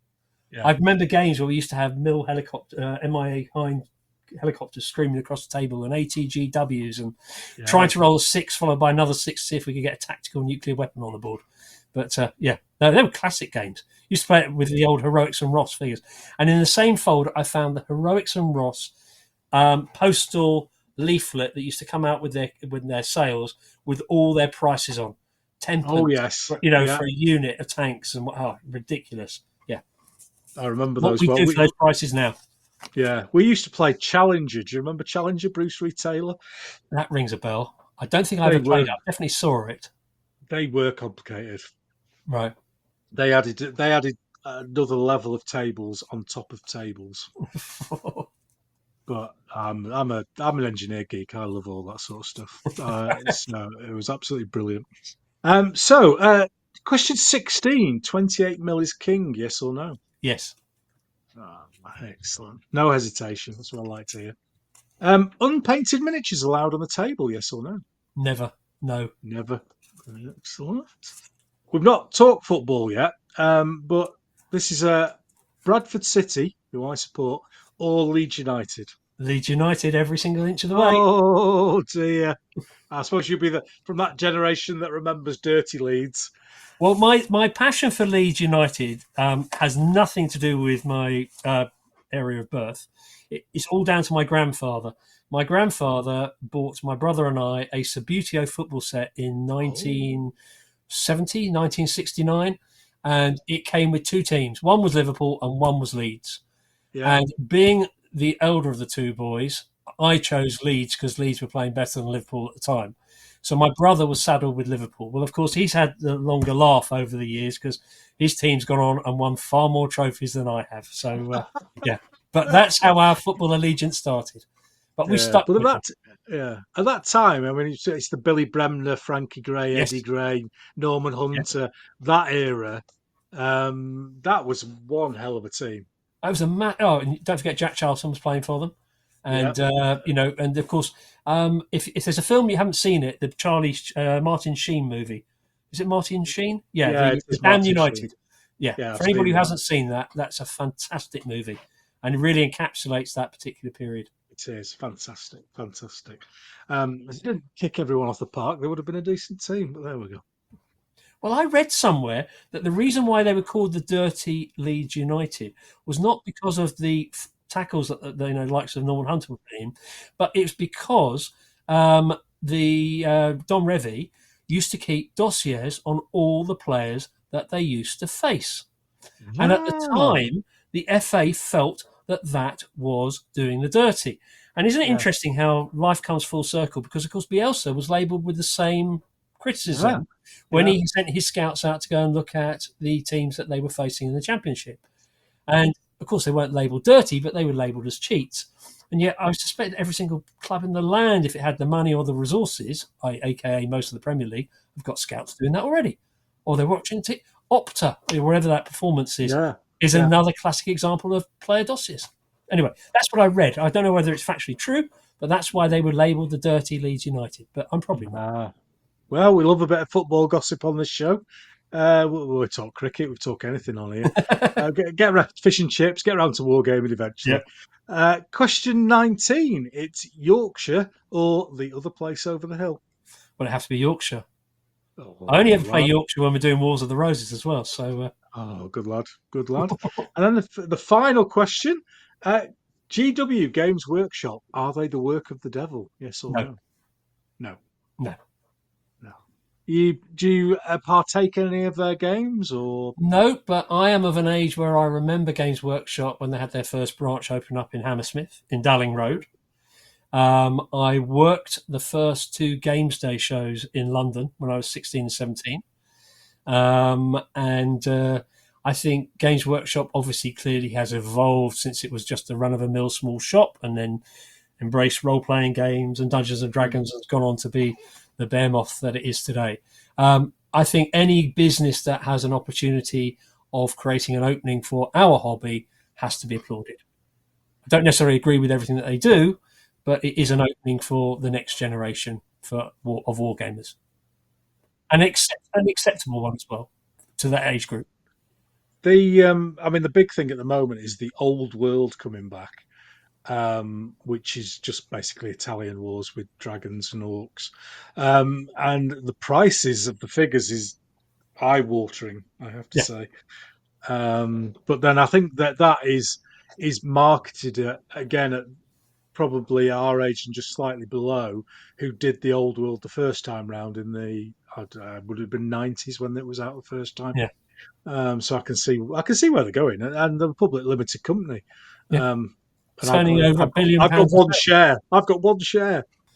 Turning over £1 billion a year. So they're not small fish at the end of the day, and they're global, and they're one of Britain's greatest exports. Ultimately, you could argue.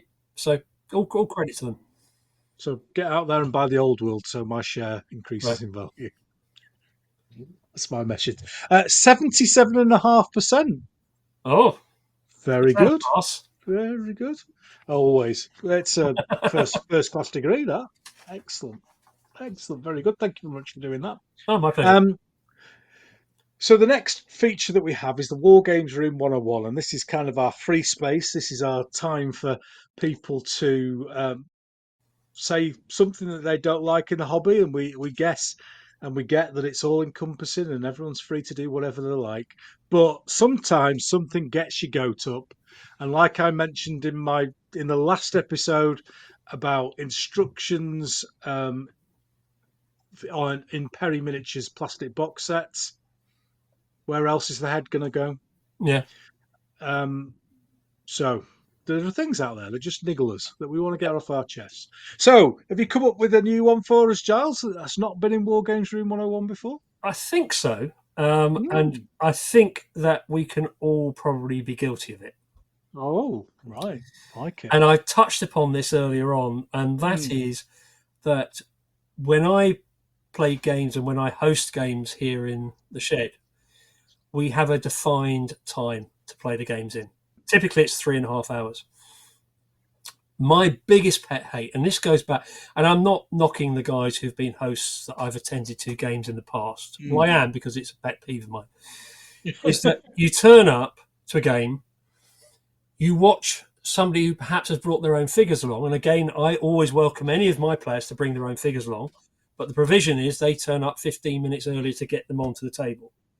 Yeah. But my pet peeve is you go along, You then watch somebody individually unwrap every single one of their figures with tissue paper from their with their Warhammer foam covered box to put their figures on the table. Yeah. Once they've done that, they will then spend the next half an hour ranking them up in nice, neat lines. And before you know it, an hour has passed of your precious gaming time. Much, much better to have a scenario where the game is set up in advance and both sides have agreed that they're going to play to a conclusion. Yeah. Now, if that conclusion means that you run out of time, you then both agree how might the battle have fought out with a victor or a draw or whatever accomplished. But more often than not, you attempt to complete the game within the time frame that's allowed. My biggest pet hate is playing a game and being frustrated by the fact that we haven't finished it. More often than not, if you take a board game, Monopoly is a classic example. I hate Monopoly because there's never a bloody end to it. The board games I like to play is when there's a definitive end. Somebody's either achieved their points condition, or there's no more left of Mars to terraform, or there's no more bloody money in the bank, or there's no more territories to cap. There's a definitive end, and that's how I want my war games to be fought. Either to a point where one side has conceded, or both players have agreed that that is the conclusion that will be achieved. Better still that you have, as I described earlier, the Towton adventure where the last throw of the dice leads to that definitive conclusion. Very rare, but it does happen. So my pet peeve is not finishing when you want to finish, or not having an end. It's nothing worse than a game starting and then finishing. I did go to one place once, which will remain nameless, and literally there were two chaps setting their armies up. By the time they finished, they had an hour of play. The first one took 45 minutes to make his first move. And that's because all of his figures were individually on stands and he had to push them all along. And then 15 minutes later, the other ones had his move, and then they got to clear the room. So they all then went to the pub for an hour. I'm thinking, no, absolute waste of time. Why bother doing it? Why bother playing the games? Just play with the figures. Just paint the figures. Yeah. Anyway, that's my pet hate. Do you think it's a deliberate tactic, or do they not realise? I think for them, it was much a social experience to go to the game. I know you're smiling there. I don't think it was a deliberate tactic. I just think that's the way they played. Yeah. And yet, it would drive me mad, which is why I never went back again. No, and it is interesting going back to the first section where we were talking about the Venn diagram of wargaming. There are people, and I'd include myself in it, because the game for me is not the be all and end all. I can quite happily, set up an army in the room here for a photograph session for Facebook or whatever, and not actually game with it, and I feel quite good about it. So, maybe that is their thing. Yeah, I can see why. You see, for example, when I'm putting together posts for my blog, they are all what I want to call in-action shots, on the table at the time. And I will do the minimum of photo editing. Normally it's crop and whatever, just to take out hands and dice and so on. But I do not set up photo shoots because I don't have the time to do it. And if I'm going to put an army out on the table, it may as well be because it's going to be played with. So I get it, and the big thing personally for me through doing this podcast is kind of getting to understand all those different little nuances within the hobby, of where that Venn diagram sits, and people like me where the wargaming part of it is slightly out, whereas the history, the collecting, and the painting is bang in the middle, and then people like yourself where everything is pretty much the same, and then other people who are not that bothered about collecting or painting but just love to game. Yeah. So it's a nice way of looking at it for sure. But that's quite a good one. The gaming for me is very much the end result, and and for want of a better word, everything I do has to lead up to the game. There has to be the purpose for me to spend hours painting figures or building terrain. or reading up research. It's about the game ultimately at the end of the day. That for me is the most important part. So if I had a chance to redraw my Venn diagram, the gaming side would be more important, because that for me is the sociable side. Yeah. Whereas I've a couple of 3 years ago, I can't remember how long ago it was now, I put together two Roman Republican legions with the maniples, the triarii, Yeah. etc. At 1 to 20, so there's a lot of figures. Yeah. Never used them. Never use them. Never used them. Yeah, I've got 600 Afghans all painted and never been used in my colonial wars. We've all got an army out there that's never been used. Never been used. Never been used. Well, I keep saying that they're not I'll going to get get around. used until Perry's bring out, or Wargames Atlantic bring out a mounted Persian, not Persian, Arab, Afghan army. I need mounted Yeah. Afghans. Yeah. So, yeah. We'll get there in the end. We'll get there in the end. So, the vault is closing behind us. Okay. So, the Wargames Room 101 has a new entrant. So, that just leads us on to the Desert Island War Game, and very similar to the BBC Two show. You imagine that you've been stowed away on a desert island, and other than the works of Shakespeare and a Bible, you can take three things. And the first thing is a war game. It can be any size, any number of players, any number of figures, or whatever. But a war game that you would kind of take as the war game that you're going to have. Okay. For the reasons I've already mentioned, because of it's an icon in my life, would have to be my game of Rorke's Drift. Yeah, no, some good reasons behind that. I like that one.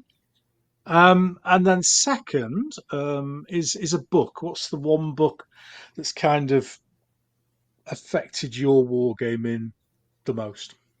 Oh, now I've got right. I'm gonna. This is a bit left field centre because it's something that I've only really started to delve into, but it's given me the passion to want to achieve something that I haven't. That is a goal. I have an ambition starting this year to fight every single battle of the English Civil War. Oh, nice. So starting now, we've done some of them like Naseby and Cheriton and what have you, and I have acquired at considerable expense a book called The English Civil War by Nick Lipscomb, and it is a fantastic tome. Not only does it give a complete history of the British Civil Wars, because it covers Scotland as well, but it also covers every single battle, and more importantly, pretty much for every single major battle, as far as I can tell, it's got all the orders of battle in it. Wow. Now, it's not designed as a Wargamer's tome, but it is absolutely fabulous as a resource to go to for a Wargamer. Is that a relatively new book? I have to say, I'm not aware of it. Hold on 1 second, I can tell you when that was published. Well, it's perfect for an audio podcast, this. Right, so I don't know if you can see the camera there. Oh, look at the size of that. Right, so Nick Lipscomb, concise history, yeah. The English Civil War. It is Osprey. Oh, look at the size of that. And it comes with maps, histories, as I said, all the battle. This was public. It comes with all the battle maps and everything else. Now, Nick Lipscomb also did one for the Peninsular War as well, which is equally large. Yeah. And this was first published in 2020. So relatively new. Yep. Oh, excellent. Big old book. And any English Civil War fan out there, retail, it was £50. Oh, right. Okay. You could probably. But it is, that's given me the passion. So I bought that just before Christmas last year and gave it to myself as a Christmas present.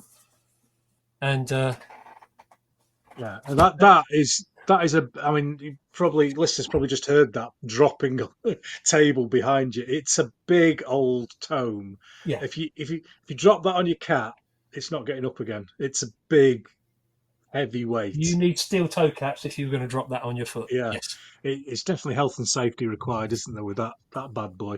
Well, I might look out for that one myself. I'm a big English Civil War fan myself. I've got a big Royalist army. And a friend of mine who passed away recently left me all this stuff, and I've got his parliamentarian army as well. So one of my projects for this year is going to be to renovate, rebase, finish units and stuff for that. So something I'll be You probably wouldn't be looking at. disappointed with that book. Yeah, 10 out of 10 as a rating for a Wargamer. brilliant. I shall get my hands on a copy of that. So Nick, if you're listening, well done. Thank you very much for that book. And then finally, in this little section, a war games unit. What would be the one war games unit outside of your war game that you would take? Is there a particular unit that has, Yes. you coveted or Yeah, yep. you like? No, absolutely.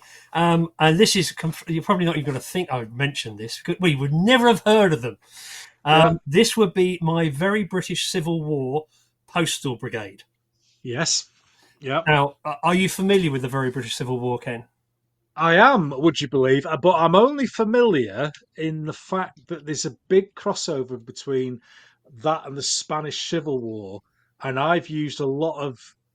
Is it Futsal that do the miniatures? I can't remember. Yes. Well, the futsal, Uh, any miniatures can do. It's miniature yeah, agnostic. but there are is it Futsal that do VBCW specific I figures? I think think. they do some as well. Yes. Yeah, yeah. Because I've got some of those that I've used for my international brigades for Spanish Civil War, so I'm aware of it, and I'm roughly aware of the background of what's going on with it as well. So one of the things that we like, we like playing games. We like fun games as well in the shed, and sometimes because we're not, because I'm not particularly leaning into World War II, there's always a need sometimes that you want to have tanks on the table. Oh, of course. Everybody has to have tanks at some point in time. And because the Very British Civil War is set in that interwar period of the 1920s through to the late 30s, it gives you that opportunity to put all those weird and wonderful things, contraptions that you see down in Bovington and everywhere else, on the table. And set in the chaos of this anarchic civil war in England with the abdication and everything else. We embraced the Very British Civil War a few years back. It gave me the opportunity to build everything from railway lines to gas warehouses through to airports, through to fences on English countrysides and so on, and utilised a lot of the 28mm terrain I have for lots of other things, but also gave me an opportunity to put down some proper tarmac roads and so on, and using things like little die-cast Lado vehicles and so on, and just having fun with 28mm figures, and having lots of silly games, so like, the equivalent of Kelly's Heroes game, but set in home county England.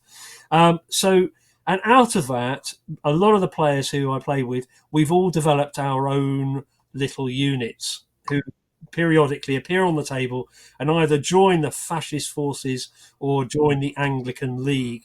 And I have one such unit called the Postie Brigade. The Postie Brigade, basically are World War I soldiers, but painted up in blue uniforms with the classic peak caps, the Enfield rifles, but they've got all the support weapons like mortars, which are actually delivering parcels, and machine guns and so on. But I also have a rather large collection of 1930s Lado post vehicles, kept in their livery of red, all varnished down, of course, so they're no longer glossy on the table. But they have the ultimate tank called Big Red. Now, Big Red is a tank that was never, ever seen in real life. It was something I picked up at some show somewhere or other, but it's this monstrosity with 3 turrets on it. And Big Red clanks around the battlefield with a couple of machine guns and a big gun at the front. And in every single game, because it's so large and so slow, it gets blown up. But everybody likes to see Big Red on the table. Of course. And half the bridges that I've built, it can't go across. So we play a very simple rule. If the vehicle don't fit the bridge, the vehicle's not going over the bridge. So, so my unit that I would take with me, because it's given me a great deal of fun, would be the Postal Brigade from Very British Civil War. Brilliant. I have seen quite a lot of that, and like you say, people have their own factions, and I've seen a lot of stuff done round here with like Batley Working Men's Club and all the sorts of miners unions and all that sort of thing. So it is a good bit of a fun kind of diversion. It's a fun thing, and we use bolt action rules to play because they're nice and simple. We changed the order mechanic rather than drawing dice out of the cup, but ultimately, at the end of the day, they give a simplistic set of rules that are fast play but great fun on the table. Did it have its own set of rules? I've certainly seen Yes, it books did. It for. has its own set of rules, published by, oh gosh, I can't remember who did them, but it's called Went the Day Well. That was it. That was it. It was card activation, where you would put little playing cards down next to each unit, and as and when the card came out, that unit would activate. But suffice to say that the rules are very simple. You roll to acquire the target, you roll to hit, you roll to save, Yeah. and the morale, obviously. Oh, nice one. Nice one. Well, thanks very much for that. Okay. Lovely features section. We shall move on to our big topic.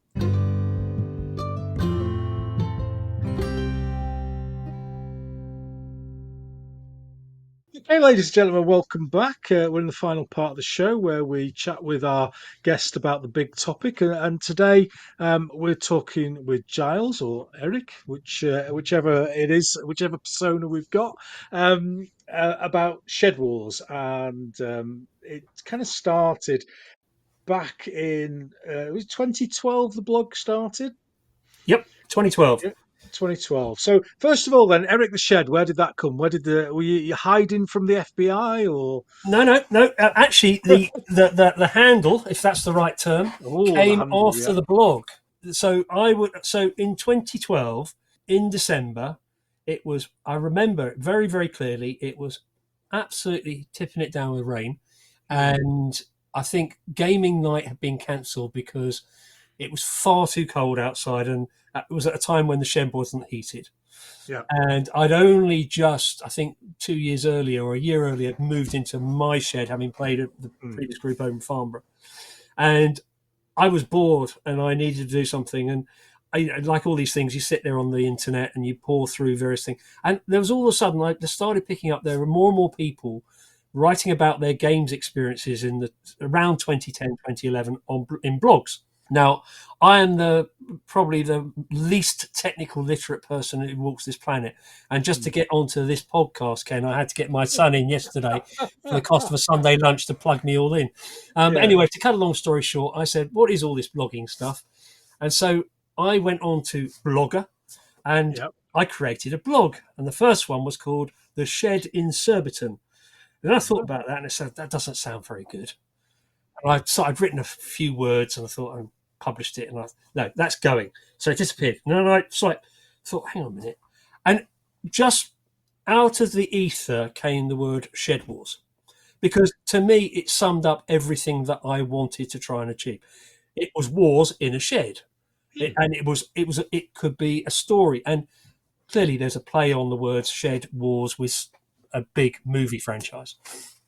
And I'll come on to that in a second, because there's an interesting story around that as well, about the name Shed Wars and what's happened since. Anyway, to cut a long story short, when I had the blog, I started writing on it. And then I thought, how do I tell all those wonderful people in the world I've got a blog? Because, I want to tell people, I want to share this, And of course, my kids who are in their, they wouldn't even be in their teens, say, but Dad, you've got to have things like, I don't even know, Twitter turned, Instagram or Facebook was there. Yeah. You've got to tell people about it. I said, yeah, but I'm not going to go under the name of Giles Shapley, because I have a career. I have a job. I'm quite a senior member of a business. I have a team of people, and who I really didn't want to go and compromise my position in my workplace with everybody thinking, oh, my boss paints toy soldiers. Now, that's not me being degrading what we're doing, but there are two sides to most people's lives, and what I do in my private life, I didn't want to move across into my work. I think as well, it's a lot more accepted today. Yes. I've been similar to you in that I don't advertise what I do at work, but a lot of people now just Games Workshop, whatever. Um, Henry Cavill, the guy who plays Superman, is a war gamer. It's a lot more socially acceptable today. But I do see where you're coming from with it, and I think a lot of people who are listening will as well. So with the blog being launched, I needed a handle, and there's all sorts of things you could put. And you know what? I just thought I wanted the name Shed in there, because then it would link with Eric the Shed. With the blog. And again, I just thought, okay, I just thought of characters in history, and then what rhymes with shed. And the only thing I could think of was red, And I thought Redbeard, Shedbeard was an option, and I thought, no, I'm going to go Eric the Shed, because Eric the Shed. yeah, and that's where Eric the Shed started, and that's how Mm. Shed Wars came about in terms of its name. Mm. So it was a boring, wet night, and I posted up some pictures of some terrain I'd done, I think, and that was it. And then it became literally something that took off from there. And as I look back, it's a diary of my hobby. It's a diary of the games I've played, the figures I've painted, the terrain I've built, and the friendships I've made. And it's my life history from 2012 in the hobby sphere that I operate in. And it gives me, and I think 700-800 posts are on there now. I can go back and I can open up a post and I think, good God, I remember that. And some of them are really quite long. Some of them, will go on for 4 or 5 pages or what have you, in terms about orders of battle. So it's also a log of everything I've done. So if I wanted to refight a particular battle, I don't have to go and look for it on a file somewhere. It's all there on my blog, along with the history of how the game came out and what have you. So it's a memory. And it will last. It will outlast me, assuming unless the server goes down somewhere. But yeah, so it's my legacy. So that's how Shed Wars came about. Was there any link to Eric the Viking, the Monty Python-esque film? No. I didn't know whether that would have a link. Eric the No, Shed and it Eric was the Viking. literally because I wanted to find something that rhymed with shed. And Eric Right. the Red was the only character apart from Shedbeard that I could come up with. Now, as it transpired, a few years later, if you Google Shed Wars, my blog comes out as the number one search title. Yeah. And I've been written to 3 times in over the last 12 years by 3 American TV companies. One wanted to buy the blog, not as in the games blog, but they just wanted for me to cease and desist. But they weren't even. I think their sum total was $499. They wanted to offer me just to close it down. I said, "Go away! It's not even worth it." Another one was there's an American TV program called Shed Wars, which is all about guys in the American West going out and shooting deer, and the whole idea is that they are only allowed to shoot them, I believe, when the deer have shed their antlers.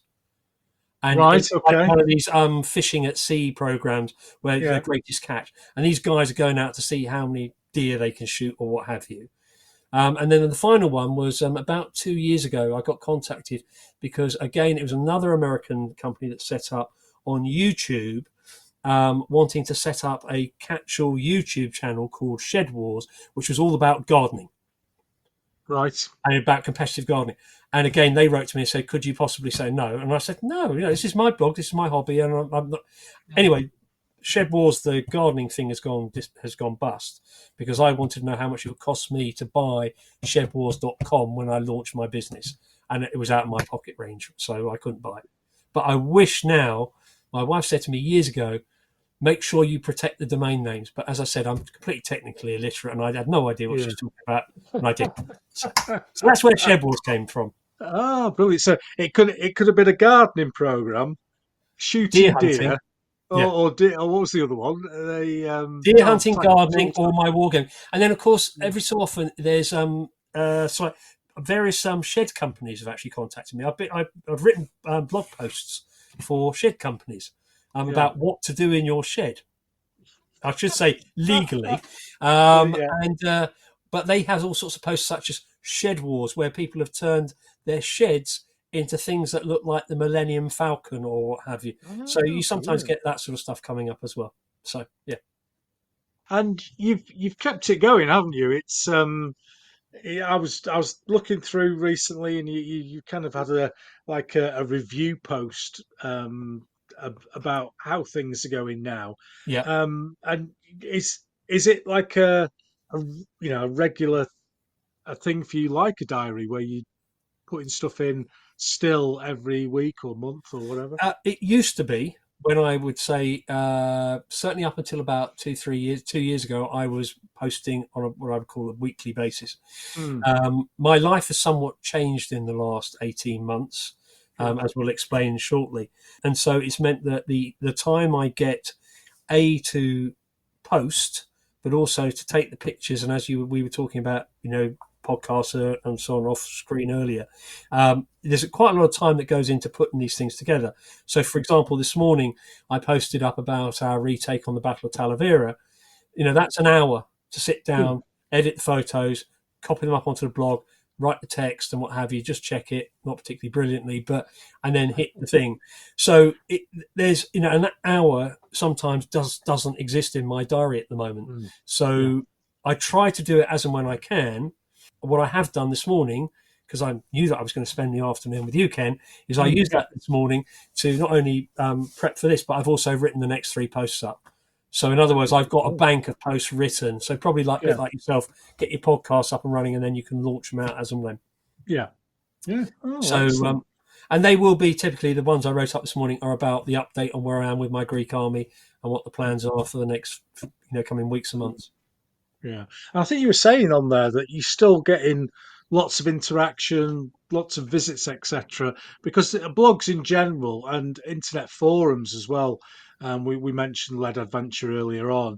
The activity on there seems to have dipped down, and people tend to be doing the shorter format, Facebook, Twitter, etc. So how's that going with you? Are you still getting lots of interaction? I've just gone past. I've hit over 2 million hits since the blog was launched. I'm averaging somewhere in the region of between 12 to 14,000 hits a month. Interestingly, when you look back at the stats, it's not just the most recent posts are normally getting somewhere between 700 to 1,000 hits on each post, but some of the old ones, some of the big topics. So, for example, Frostgrave, I did a whole subject on Frostgrave wizard tables, etc. I've got something like about 24,000 hits on that because I'm pretty sure people are coming back and using that information or learning about that particular thing or what have you. So some of these posts can get quite big. It's still growing. Followers aren't as many as they used to be, but I don't tend to follow the numbers. It's more about, as I said, the primary reason for me doing the blog today is acting as a memory of what I've done in the past and as a resource for myself, but also as a means to showcase what we've been doing to help me for the venture that's coming up. Yeah. And do you do things like painting? Do you record how you've painted stuff? I know that's how I have used my blog in the past, so that 5 years down the line, when I come to paint another unit of Spanish Foreign Legion or something for the Spanish Civil War, I go, "Oh, what green did I use?" And I can go back to it that way and use it as a resource. No, because I think there are so many paint. I personally don't do that because there are so many painting tutorials out there. The last thing they need is a bad painter to tell them how to paint. I can tell them how to speed paint, which is Yeah. basically use a big brush and don't worry too much about it. But at the same time, there are certain paints that I will always use for everything. So my flesh colours will always be the same, whatever the figure is, unless of course they're Zulus. But by and large, it's the same. So I don't need to keep a record of what's what. I don't tend to be too hung up about having to have the right blue for my French hussars or for my British line. A white is a white, a black is a black, and a brown is a brown. So obviously there are lots of different shades in between. So I don't tend to use it as a painting log. What I will do is use it as a showcase to show to people that I started in October and by December I have achieved, I don't know, painted 300 hoplites or that. And for me, that's not, some people might say it's showing off, but I'm doing it as much to say to everybody else, well, you can do it and have a job and have a full-time life. You just got to put your mind to it. And it's about having that factory approach. And I think it's important for us both as bloggers, and I have to say I've let mine slide a little bit, to kind of big up the amount of information and resources that are out there on blogs and how they still have a part to play today. I could put a face on a post on Facebook, but you can't search You Facebook can't search it. or No, absolutely. and if you want to, if I want to do the Battle of Arsuf or whatever, I could go to your blog and I can have a look at how you did it. And Yeah. if you've got orders of battle on there, it might not be fit my set of rules, but it gives me an idea. and I think they're a very, very important resource tool for people I to think they use. are. It's really interesting saying that because I can think of two battles that where other people's blogs help to shape my blog Mm, or help to shape my take on a particular battle. So we mentioned Hattin earlier. Hattin, one of the things that I found was there was an Italian blog out there, and they had fought Hattin using, I think, Hail Caesar. He had his orders of battle. It wasn't a massive game, but he had a structure to the game that worked on his 4 foot by 8 foot table. And I took his blog, took his orders of battle, and multiplied it up in the same ratios to what I had available. I acknowledged him in his blog. So I feel that, because there's no protection for want of, as long as I always feel, us wargamers should be sharing what we've learned with each other. yeah. And it delivered a fantastic game. Likewise, 3 years ago, we did the Battle of Five Armies, from The Hobbit. And a friend of mine found a website, stroke blog site, that had a player's take on that. So it was great. And we took, again, so blogs are a fabulous resource for information. And I really agree with you. Facebook, it's nice to see what people are saying, and you get the thumbs up and the smiley faces and the little half hearts. Yeah. But ultimately, at the end of the day, there's no means of searching. You kind of preempted my next question, which was going to be, were there any blogs back in the day or now that kind of you inspired or you would go to just purely for the quality of what was on there? Well, with the exception of yours, Ken, Obviously. Well yeah, done. there's Well done. there's one blog site that I would if people haven't been on it, they should Mm. go to it, and that's a guy called Jay White who operates out of California, called Jay's Wargaming Madness. Now, I think madness is too soft a term for it because the guy is absolutely. I'm blown away by some of the stuff that he achieves and some of the stuff that he's done. His gaming room is basically his triple garage converted into a man cave, stroke bar, stroke whatever, with a selection of whiskey you could die for. But his photography, but also the sheer scale of what he wants to achieve is amazing. But he's also one of these characters, and we've exchanged messages over time because he pretty much launched at the same time his blog that I launched Mm. mine. Yeah. And if you're looking for a transcontinental or a continental message, he's listening. I'm sure that he'd be happy to talk to you, Ken, because Yeah. his photography is amazing. But he does everything from the American Civil War to Napoleonics. He's rewritten bolt action for his own purposes to accommodate the Iraqi War of Desert Storm. He's done Lord of the Rings and has built a three-dimensional Helm's Deep and Minas Wow. Tirith. Yeah. It is just spectacular what him and somebody like. He's very much on the circuit in terms of the Gen Con circuits and what have you, playing games and historicons and so on. But yeah, that is true inspiration in terms of what he can achieve. There's a few other, I'm just trying to think of. That's the one that immediately springs to mind. There's a list of other blogs that I would follow, but not follow, if you know what I mean. I'm following out of sometimes something pops up or you're looking for something, what have you. But no, I wouldn't say, with the exception of my friend Alistair's a Wargaming Gallimer fray. That's pretty much, and there aren't any what I would say big hitters out there that I go to all the time. Yeah, I mean, certainly he's been on the show, Giles Allison. His AWI blog really got me into the period, and he would paint a unit, and then he would put up a picture of it. Fantastic painter, really nice photography, and he'd do a history of the unit, a little bit of detail about the uniform, and then. A week or 2 weeks later, he put the next unit up, and that was a big driver for me and a great source of information That's to the go American to. War of Independence. Yeah, AWI. Yeah, Yeah, because that's the next project after the Greeks. is it? Excellent. I'll send you a link to his Yeah, please do. Please Giles do. Allison blogspot. It's really really good. So yeah, it's definitely a great source of information for people out there, and I encourage people if you've kind of gone off blogs, if you're looking for stuff, that's the place to go, and encourage people to carry on posting. Um, Can Definitely. I add So something to that, Ken? yeah, of course you can. Is I know that a lot of people don't like posting. stuff, messages of affirmation or likes, and there is no means to put a thumbs up on a blog. But as a blog writer, it means an awful lot when you get a single comment that even says great stuff or good work. It means that you know that you're not just operating in a vacuum, because ultimately blogs, like everything else, get hit by Russian bots. We don't know for certain whether the people who are viewing our pages actually even exist. And so, yeah, just a plea from me and for every other blogger out there: if you like something, just put a word in there if you can, because sometimes people don't want to give away their true name or what have you, as we were discussing earlier. And likewise on some of the other forums, like the Lead Adventure forum or the TMP, which I hardly ever visit these days anyway. But certainly the Lead Adventure forum, you get sometimes some of the posts I put up on some of the games I put out and say the stuff's on the blog.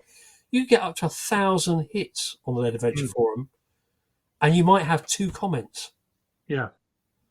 Now, if you don't like it, it's fine. But if you think it's any good, for the purpose of, again, we're not trying to drive money or traffic, but even the forums themselves want more traffic so they can then command greater revenues. And we talked a little bit about this with Rich and Nick on the episode before Christmas about how little feedback you get from podcasting compared to, like we were saying off air, 3,500 listens for a show, 5 or 6 comments. Yeah. And I don't particularly want people. It's a load of rubbish. But then if we're on episode 52 as we are now, and you're listening, you're kind of invested already. No, and I think I'm as guilty as the next person. I'll look at something, and because I'm not logged in, I won't comment. But I also look at stuff when I am logged in, and I should be making more. Because I do think that the other thing I've noticed on Facebook recently, there are quite a few people out there who are clearly struggling, and their hobby is a means of their escape in the world at the moment. Whether it be the cost of living or whether it be illness or what have you. And actually, sometimes just a positive message saying that looks great can make somebody's day. And it doesn't have to be me, it doesn't have to be you, but it could. The guy, sitting on his own in a cold house, and he's just painted his first 28mm figure or his 100th, might actually need that positive affirmation. So no, that's a good message. And I'm in the middle of the Analog Hobbies Winter Paint Challenge at the moment, which is an annual event. And one of the great things about that is that you get a lot of comment. A lot of people. There's about 80 people involved, and when people put posts up, I try and comment on every single post. It's quite difficult to do because there's a lot of them. yeah. But just to give that little nudge and that, great stuff, mate, or whatever, can, as you say, push somebody into a positive mindset, which is a fantastic place for them to be. And we see more of that all the time. I certainly see it on Facebook, and I'm sure you're seeing some of the same feeds that I am on Facebook. With some people are struggling out there. So yeah, definitely. So we'll move on then to the star of the show. Not that I'm saying you're not, Giles, but obviously the shed. Well, I can't second fiddle to you, Ken. You're the star. It's your show. Second fiddle to the shed. So talk to me then about your old shed first. Let's not forget the veterans that have fallen. Well, no, absolutely. And actually, there's a sad tale to tell there as well in a second. But actually, the shed that you're referring to, the original shed shown in the Shed Wars blog, was actually the second shed, because the very first shed existed in my parents' garden. And when my brother and I got to a certain age where, should we say, the music was being played too loud, we must have been about 11 or 12 at the time, my parents decided that we better have our own den in the garden. And rather fortuitously at the time, my old primary school was being knocked down just down the road. So my father went down to see the contractors who were knocking this place down, and he bought half a classroom. And a couple of days later, they managed to sling the thing into the back of a van, turned up, and was deposited in our back garden. And before we know it, there was a probably 16-foot by 12-foot building sitting in the back garden. And I can tell you now, health and safety would never have allowed us to even go in it because I suspect it was asbestos riddled and God knows what else. Yeah. The tiles, certainly, if I remember, when my brother and I were burning the roof tiles when it fell down, we couldn't get the bloody things to burn. So I'm sure that they were asbestos. So anyway, so to cut a long story short, that was the very first shed, but it had a games room in it. It's where we used to play our D&D. I had a big table that folded out from the wall when I used to do all my my modern wargaming, i.e. when I was living at home. And that was the first game shed. But the shed proper, the one in Surbiton, after our extension, I got to move into that one. That was 14 foot by 10. So I had a 6 by 12 table, just wide enough for us to walk around the edges. Oh, yes. The table was fixed to the ground, built out of reclaimed timber and pallets, because everything was done on a budget.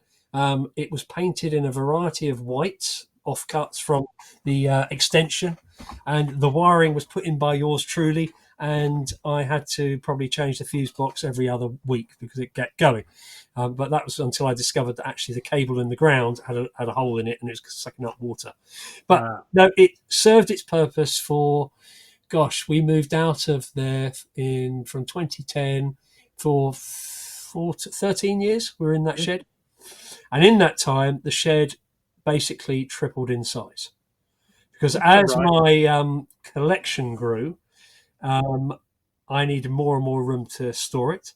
So to begin with, we put an extension on the side of the building, and that was basically to house the terrain and the figures I'd accumulated. Yeah. And I paid for the same shed people to come in to put the extension on as the original people. And I think the original shed cost me £4,000, which was 15, 16 years ago, was quite a lot of money. Yeah. But I had a concrete base already there. I put a new concrete base in, which I'd paid for, and the extension cost almost as much as the original shed. Wow. Because it was not quite increasing it by double it, but 2/3. But of course, prices have gone up. Yeah. But after I saw these guys put it in, I thought, you know what? I can manhandle a chainsaw, not a saw. I can use a hammer. Any other future shed extensions, I'm doing myself. And that's what we did. And so I was very lucky. As my kids grew up, the garden became used less and less. So I was able to take over the area where the trampoline was. So I put a 12 foot by 12 foot extension on the next bit of the shed. And that became another storage area and a workshop. And then by the end of 2019, so 2 years before we moved out, I put a side extension on so I could widen the table and truly have a 6 foot wide table. So, yeah, and my wife thought I was completely mad, but I used to go down there, even in the depths of winter, had no heating in there. I was going to say. It was LED, it was fluorescent tube lit. It was insulated, but we certainly couldn't play in there in January and February. It was just too cold. So yeah, the old shed then, as you say, no heating, and I think a lot of people listening to this show will have memories. I certainly do, of being in sheds and being absolutely freezing cold. And I know my mate Simon Weinberger listens to the show, and his dad used to have a garage at the back of their house where he used to do a bit of work in. But it was huge. We could get a massive table in. But I remember nearly freezing to death in there on occasion. And in the summer, it was that hot we had to have the doors open. But in the winter, it was so cold that you had to.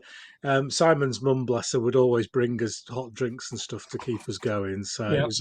it was a lovely place to be. So you were in the old shed for, what did you say, 10 years or so? No, it would have been at least, I'm just thinking in terms of about 14, 15 years. So it served its purpose. It was a wonderful den. I miss it dearly. When we emptied it, I have to say there was a lump in my throat. Yeah. Because I think it's something that started as nothing. And when it finished, to give you a scale of how much came out of that shed, it took me hiring a Luton van, Wow, plus 6 of my mates with full cars, and I still couldn't empty the contents of the shed. Wow. And the tables were so big. The thing in my old house, to get to the shed, you had to go through the house. We had no side access to the back garden. Yeah. So everything had to go in and out of the house. And the tables, even though I'd rebuilt my tables on casters and I configured them in such a way that I could do different arrangements on the table, they were too big unless they were disassembled to get out the house. So in the end, I broke the tables up. I've now repurposed them as workshop tables in my garage, but effectively, it meant that I could build new tables in the new shed. But literally, to get everything out, and when we moved it all into the new place, the old shed just looked really sad. And it looked empty, and it just felt like the end of an era. And I've mentioned that the sad story earlier in in our discussions. I had a text from the guy who bought the house. Actually, he was sent it on a general chat across the street, the WhatsApp group that I used to belong to on the street, saying, "Did anybody know somebody who come round and fit a shed felt roof?" Because the roof on his shed had just literally been lifted off.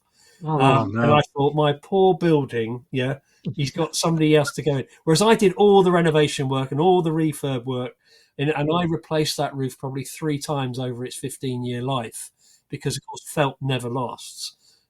So yeah, it was a bit sad, but it was a great place to hang out with my friends. Excellent. So, I think the story I'd like to sort of go into, if we may, is you're moving from your house, where you were, Yep. out to where you are now, and obviously there's a process of house hunting involved, Yes. and listeners may well be used to the program on BBC called "Escape to the Country." Yes. And I often wonder on there, one day they're going to get somebody who's a war gamer who's looking for the ideal war games room or war game shed. Yep. So, how much of a part did that play in your choosing your new property? It played in my mind, it played a major part. I have Yeah, to be very careful because my biggest supporter in everything that I do is my wonderful wife, Katie. yeah, So I have to be careful what I say here, but because she's almost certainly going to be listening at some point in time. yeah, But Katie and I, we'd made a decision probably back in 2019 that we got to a point in our lives where our children had both gone to university, or were at university, that we felt that we'd outgrown the area that we lived in. And we wanted to change. It was yeah, our second journey in our life. And so we wanted to move out of the suburbs to have something with a little bit more land where Katie could keep bees and chickens, yeah, and I could effectively think less about sitting in front of a computer all day working and trying to do more, say, well-being work, i.e. working outside and doing whatever. yeah, And we were in a very fortunate position where financially we could sell our home and I could take early retirement almost at the same time. And then, yeah, of course, COVID happened, which basically put planned up buggered up everything. yeah, As soon as the COVID restrictions were lifted, we started in earnest to look. mm, And originally we were looking to move further west, out, and we were in the process of buying a place just outside Bath. And it was a holiday centre, for want of a better word. It had a house, it had 4 holiday lets, it had a big garage. The guy was massively into full Capris, and he had 2 full oh Capris in the wow, garage. And it had a couple of other outbuildings. And the mm, garage was a perfect opportunity for me to have my new shed there. And the outbuildings would be great. And of course, the accommodation on site would mean that friends could come down. Plus, we could talk about, as we will talk about, the Shed Wars experience in a second. And so it gave us the opportunity to do this. But as we progressed with the sale, our solicitors kept coming back and saying, look, the guy who's built all these holiday lets doesn't seem to have planning permission for any of them, oh despite no, him saying that he had. He was a builder. He said, oh, I've got all the building regulations. I've got all these signed off. My friends in the mm, council, it's all approved and everything. But because he couldn't provide the evidence, we literally pulled the plug after spending quite a lot of money on surveys and everything. yeah, Just pulled yeah, the plug on the place. And we were in this awful position, or good position, I should say, from some people's concern, where we effectively agreed a sale on our house in Surbiton. And so we didn't really want to lose the buyer for our own home. So we had to find somewhere damn quick. And so we started looking a little bit closer to home because, of course, at the end of the day, traipsing out the west all the time was wearing us out, and the toll and so on. And we wanted to find somewhere, even if it was a stopgap. And by chance, my wife found the property details of the place that we're now in, just outside the M25, near Woking. And we turned up on this site. It's a rundown single-story bungalow with 2 annexes, 3 outbuildings, and an office in the garden. And as soon as we came here, the house is completely derelict, hasn't been lived in for 2 years. The plumbing doesn't work, the heating doesn't work. One of the annexes is habitable, which we're now living in. But it had this enormous potential because it was sitting in its own 10-acre plot of land, covered in trees, and it had this office. And the office is a good, 400 square feet? So it's more than that. It's about 600 square feet. So I've got this, and it was going to be my games room. There was no doubt. There was no discussing it. My missus wanted to turn it into an Airbnb, and I said no because we'd have to have planning for that. I said, this is my new games room. And it was absolutely disgusting. But it had its own central heating, had a kitchen unit that probably hadn't been cleaned for about 15 years, and its own separate bathroom. And so I just fell in love with the games room, but more importantly, I fell in love with the whole premise of where we are now. So the games room was secondary, but I won the golden ticket without a shadow. And I kid you not, I'm sitting in the room now. It's got its own Wi-Fi. I've got a big screen TV on the wall. This is the man cave that I'd always ever dreamt of. I just count myself incredibly lucky that I have it. And one of the reasons why we moved out and I took early retirement was I wanted to do something different. And I'm very passionate about wanting to share my hobby with other people. I also like to think I'm a pretty good host, as in looking after people, wining, dining, feeding them. We've got a very big social group of friends, not just gamers. Although we try to keep them separate because some of my normal friends might not think my gamer friends are normal or not. No. When you suddenly start sort of discussing which was the best version, the Panzer III or something like that at a table, it might not. My mother-in-law and my father-in-law have both accepted me for who I am, but that's probably as far as it goes. But we are incredibly lucky here, and I've always wanted to. I said to Katie when we were looking to move, I said wherever we go, this is the next journey in our lives, and I want to have somewhere where we can host friends, family. Both of us got relatively big families, but also I have visions of big Christmases. My kids are now of an age where perhaps in the next 5-10 years they might have their own children. So we want them to be able to come back, have their space for their kids to run around in and so on. But I said ultimately at the end of the day, there's only so much money in the pot and we've got to do something. And so we were always looking for a new home that had accommodation that we could rent out with Airbnbs. The location of where we are is wonderful. We are, as I said earlier, we're 10 to 15 minutes from Heathrow on a good day. We've got Kempton Racecourse just down the road. We've got Royal Wisley just down the road, Ascot just down the road. God knows how many golf clubs around us.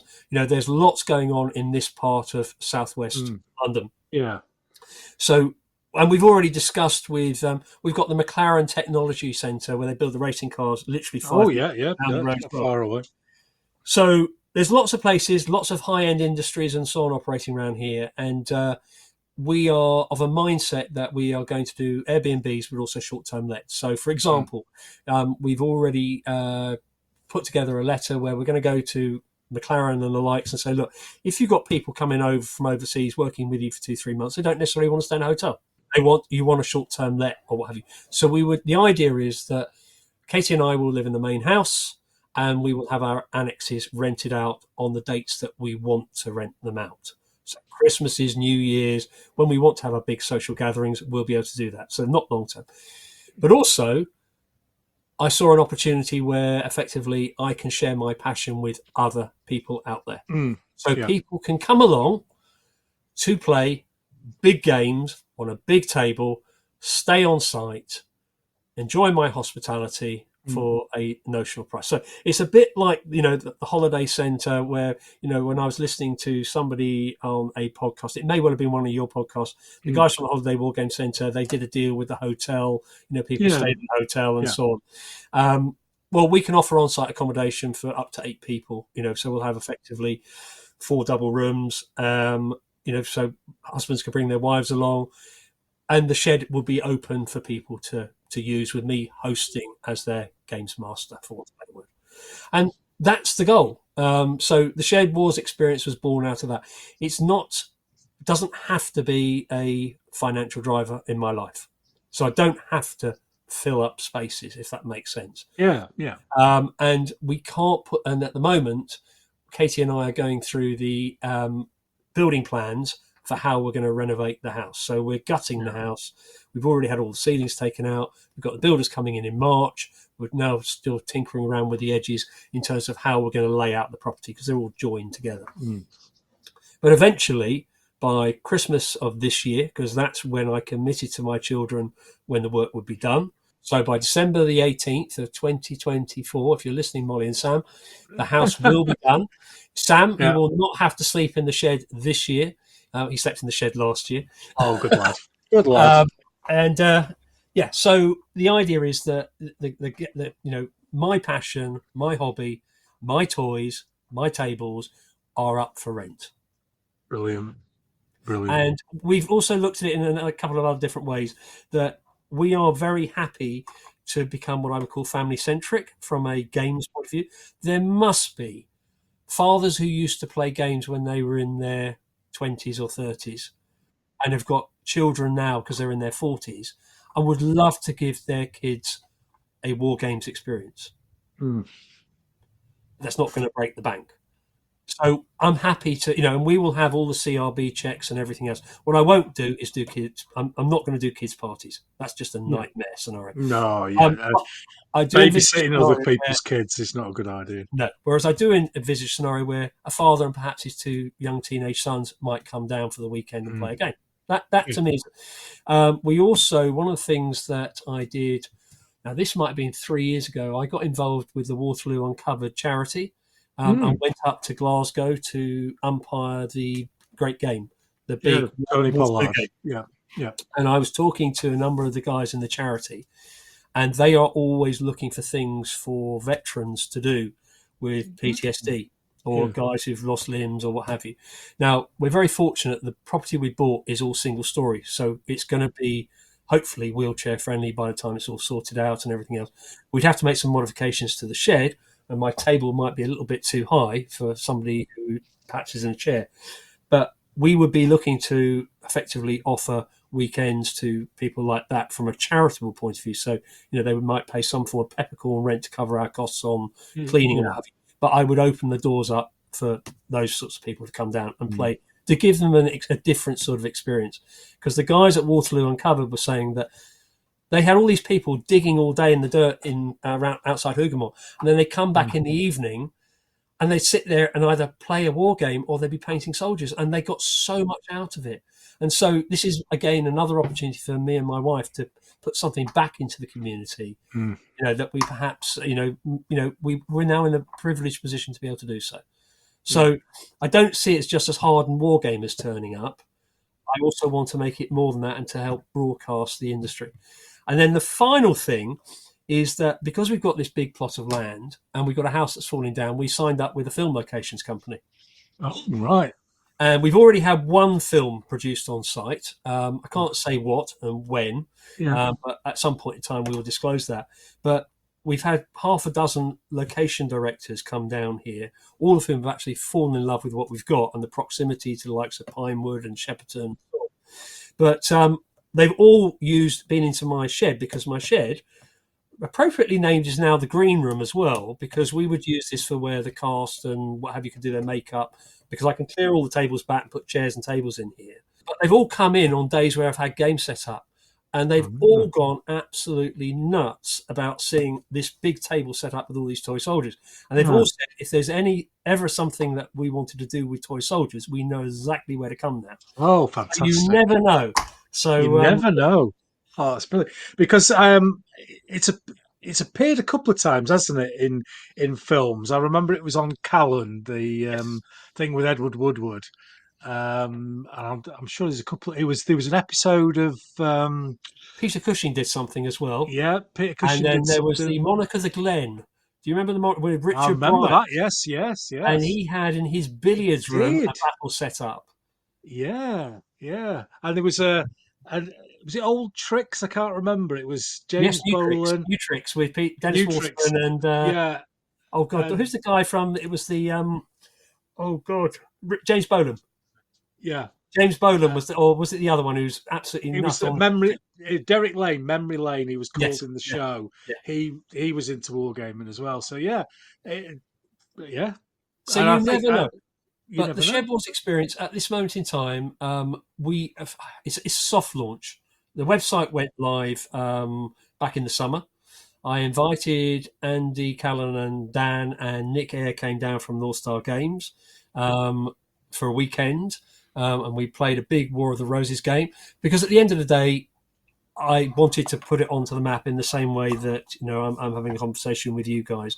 I'm not pushing it at the moment because my life is so busy with the refurb of the house and the Mm, gardens that haven't been touched for God knows how long. If somebody phones me up tomorrow and says, Giles, we're really interested in putting on a game, I'd be absolutely delighted to hear from them. But unfortunately, I cannot offer the accommodation amount. But there are plenty of hotels to suit all mm, budgets in the area. But yeah. we're open for business. So we'll delve a bit into a few details Yes, of course. kind of the setup and everything. A surprising number of people are in a similar position. Um, you know, um, I don't know if you know Dom from Boots on the Table. He's got a shed in his garden. Fraser from Von Ketching, he's got a shed in his garden. A few people that we've spoken to on the show, and I think I'm not saying I don't get a young audience, but I don't get a young audience. A lot of people who listen to this show are kind of, in the same situation as ourselves at retirement age or approaching retirement age and may be able to put together a games room in a shed or a room within the house in the near future. So you've got just describe this process then. You've come into the new house, you've Yes, seen this office, yes. and I think from the pictures I saw on your blog, it still had loads of office kit in it. Is that Yep. right? It's all Um, now cleared. Yeah, I need to update some. The pictures on the website are pretty much of games, but yes, the new shed is now completely decked out. But I can talk uh, you through what's in here and yeah. how it works and so. So yeah, I'm kind of thinking of a person coming. We've got this blank space. What am I going to do with it? How am I going to get a table? How am I going to put that together? How am I going to work my storage? Just talk us through your process for that. Okay, so when we took possession of this property, the sad fact is the chap who used to live here sadly passed away of Hmm. COVID. His family were all based overseas. Didn't want anything in the property, so when we bought it lock, stock, and barrel, Hmm. right down to some fairly personal effects that he left by his bedside table in a glass jar. Yeah. Um, anyway, to cut a long story short, we had to empty the office, so we got a clearance company in. It took them 2 days to remove everything. There were even computers on in the office, and God knows how long they'd been running for. And we had to literally lift a carpet that was, it was absolutely disgusting. Hmm. And it was filthy everywhere, and it never been decorated. The previous owner ran a kitchens business, stroke bathroom business out of this building. He had two ladies working for him. I don't know how they managed to put up with it, but anyway, to cut a long story short, it was filthy. Half the lights were shot, the electrics were shot, and the only thing of saving grace was he had a new boiler put in for the central Hmm. heating in the shed. Yeah. Um, even the toilet flush broke after the first day.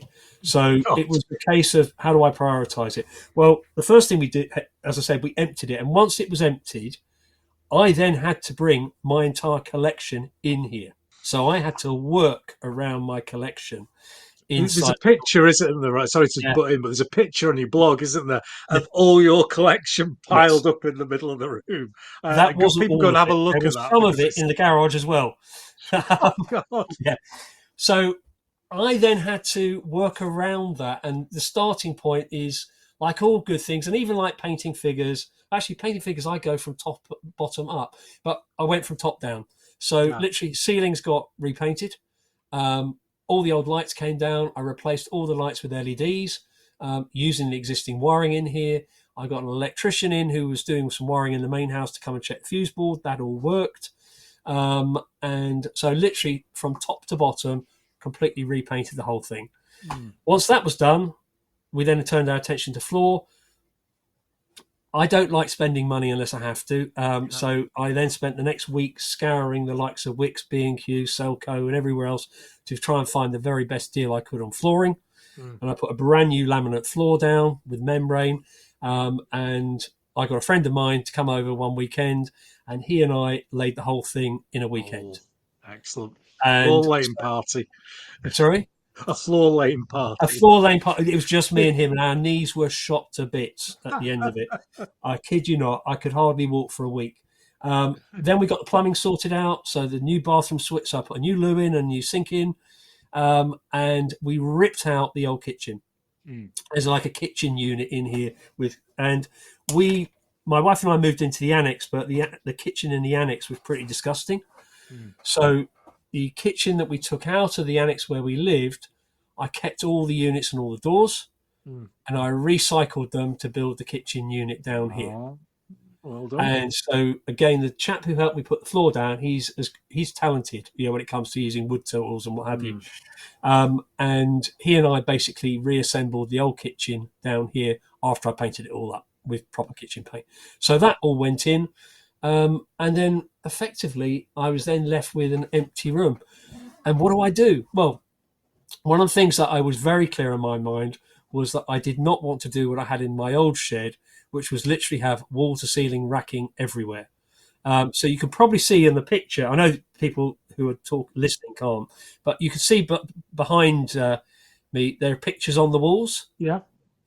I had no pictures on the walls in my last place because it was Right. all shelving.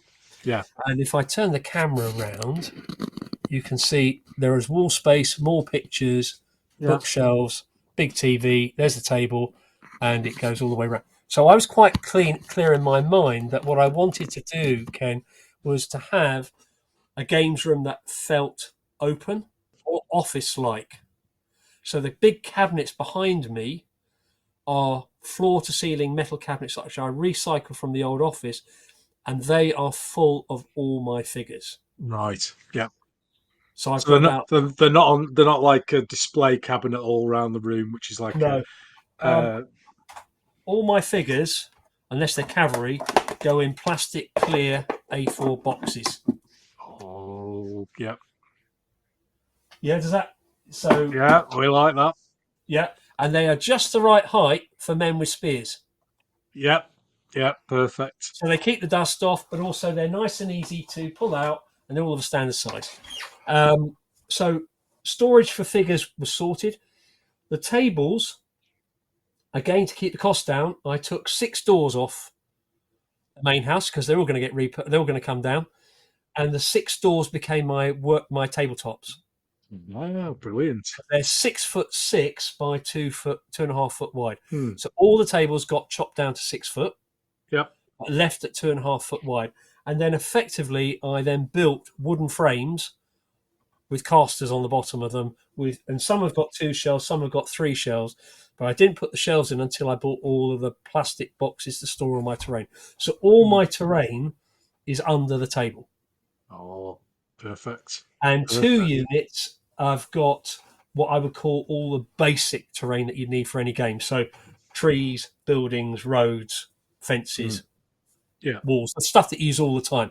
And then another 2 units have got all my exotic paraphernalia, all my ancient Egyptian stuff and bits and pieces that you hardly ever use. And then I've got another unit which looks a bit like a oh god, how would I describe it? It's like a wine rack, 6 foot long, to hold my battle mats that I've made myself. Yeah. So I've made all my mats out of canvas with flock and mastic and God knows what else on them. So I've got desert ones and green ones and snow ones and so on. And they slide in and out one of the tables. And the table configuration means I can get an 18-foot table in here, but at the moment it's configured for 17 feet because the room is 18 feet wide, so I need at least a foot at the other end to get around. Get around, yeah. And then the rest of it really is just a case of how do I make my guests feel comfortable. So I've got 6 bar stools, all bought on eBay for less than 15 quid each. You can buy them because normally when they buy them in sets of 4, but when 2 break, you don't want the other 2, so other people are just chucking them out. I've got some cheap old rugs on the floor to keep the dead in the sound. I've got 2 smaller tables and casters that can go behind to hold all the casualties or what have you, or to deployment troops, but can also be pressed into action for a big U-shaped table. And then the rest of it's just bookcases. And I've got a little hallway where all my board games are. So effectively, and then I've put around the room to give it, for want of a better word, a man cave feel. There's half a dozen posters up of big movies ranging from War of the Worlds to Spartacus to Excalibur to, of course, Zulu, Conan the Barbarian, and so on. So I've tried to make it as open and as light as possible.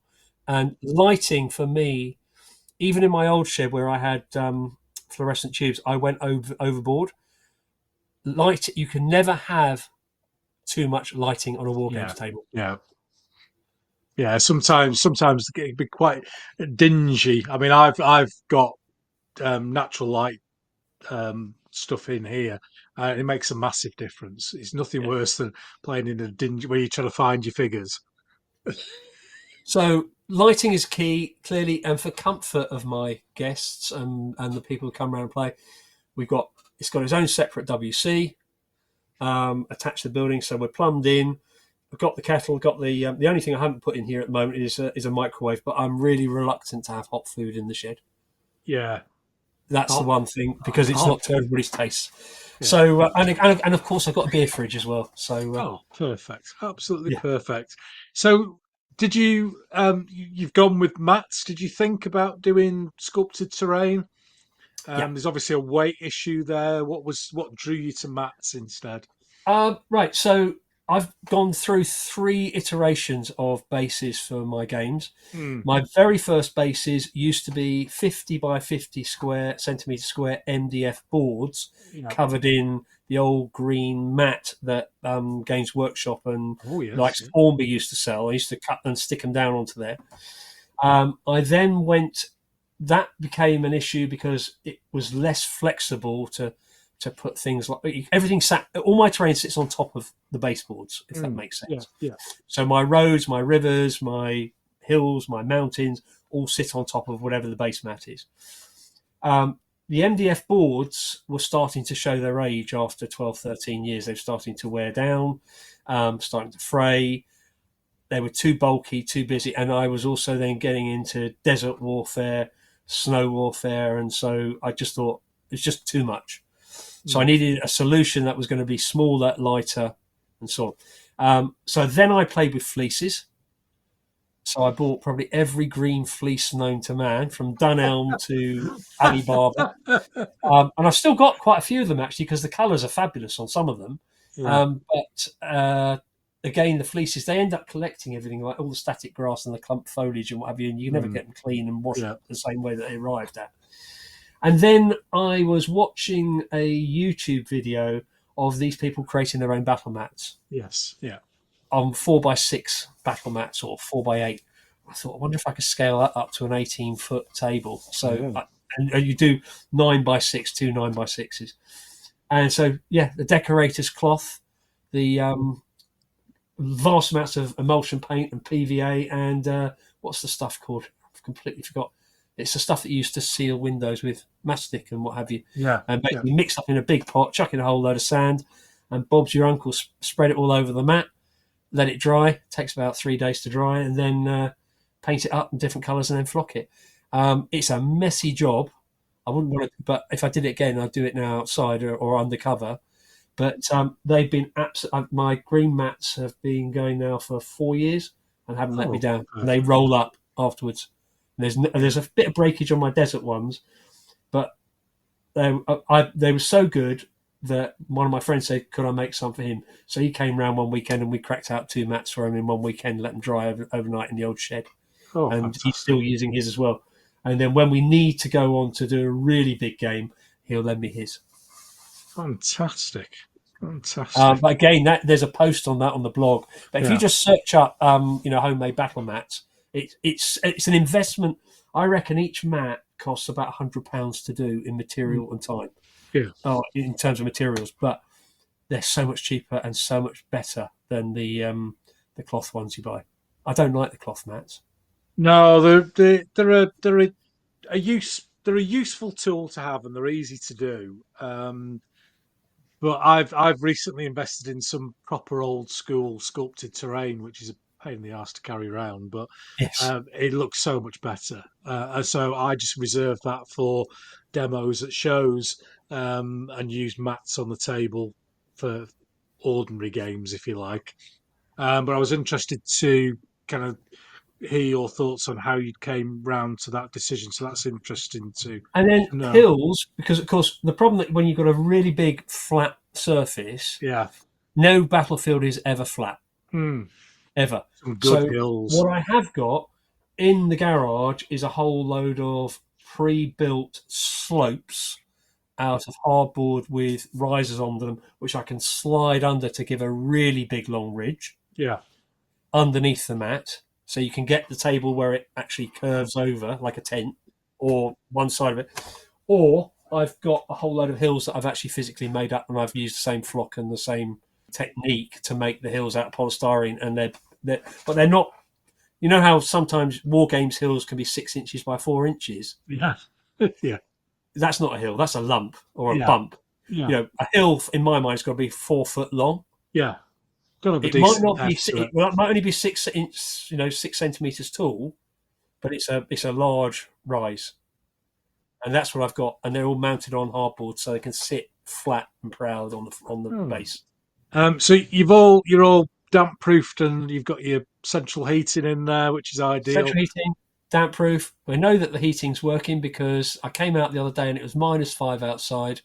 I left the heating on overnight, which I'm not supposed to do, but I didn't want the pipes to freeze, and there was still frost on the roof, which means it's insulated quite well. Perfect. And much better than the days of freezing in the old shed then. Oh, absolutely. Definitely. You can abandon your house, and at least you know that the game's really. Well, as I said, this time last year, we just moved into the house, and we had the family over at Christmas.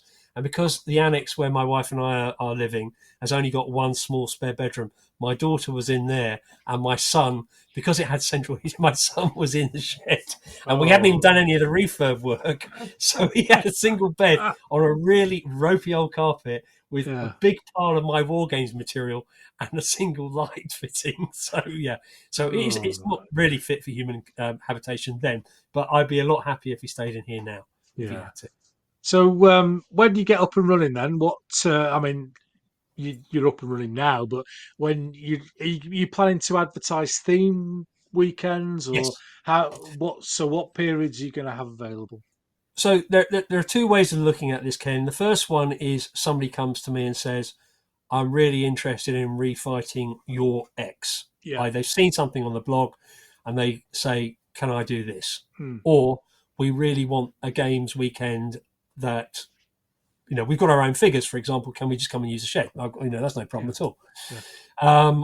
The alternative is that I plan to have what I would call themed weekends and weekdays, because of course we're all of an age where a lot of people have got the time off. Exactly. So it's beneficial for me probably to rent this out in the week rather than the weekends, because I get a better rate of return for the Airbnbs at the weekend than I would do during the week. So we've got to work it out. But in a nutshell, there will be themed events. So I'll give you 3 different examples. One could be Invasion Britain. So you could do a Romans versus Celts Yeah. invasion game, which could be, for example, the Roman attack on the Isle of Anglesey, so Mona. It could then follow with a Saxons versus Vikings or versus Normans 1066 game. So I've refought Fulford, Stamford Bridge, and Hastings. They're already they can literally be lifted straight out of the box. And then the third one could be a VBCW style game, but based on Operation Sea Lion, for argument's sake. So that could be your invasion weekend. So you're going to get 3 games over, say, a day and a half. So half a day for each game. Because I think if people are paying money, they probably want to experience lots of different things. A bit like when you go to a theme park, you don't just go on the same ride over and over again. You want to do a breadth. Unless you are fighting a specific game, a battle. So, for example, Hastings could well be an all-day game. It could be. Yeah. It doesn't have to be. So one could be invasion. One might be the Civil Wars. So, again, that would be Wars of the Roses, English Civil War, and then, again, say VBCW, very British Civil War. Or it could be the Jacobite Rebellion or what have you, although I haven't got any Scots at the moment. American War of Independence would be a civil war to all intents and purposes. Then you've got colonials. So I could easily do Sudan, Zulus, Afghanistan over a weekend, or you could do 3 battles from the Zulu Wars. You could do the iconic date of whatever it is, January something or other. You could do San Luana and then followed by Rorke's Drift that one day, which we've done over a weekend, and it's great fun. And you know that the Brits are going to get beaten in San Luana. You just got to enjoy yourself. Yeah, that's they cannot win. Yeah, we played it 3 times. The way that we set the game up, it's about dying gracefully and dying with honour and getting the flags off. But everybody expects the Zulus to win. Rorke's Drift, another matter altogether. So, yes, there could be different themes. It could all be centred around one period, or it could be centred across lots of different periods. What I can guarantee is that most of the games would have already been played before, and therefore the learnings come from that in terms of how they should be set up, how they should be balanced, and what I would be expecting and how I've judged the game to be going. And again, because I wouldn't be participating, I'd be umpiring and keeping it moving, because that's the other thing is a pet hate is where games stagnate. So Dan was very, very kind in his article in the Wargames Illustrated about me as a host. He said that Giles is capable of herding cats across a battlefield. It's very much about keeping the pace of the game moving, keeping everybody engaged, keeping the momentum flowing, because some people take longer than others, and you've got to recognise that, because you don't want to force them down that route.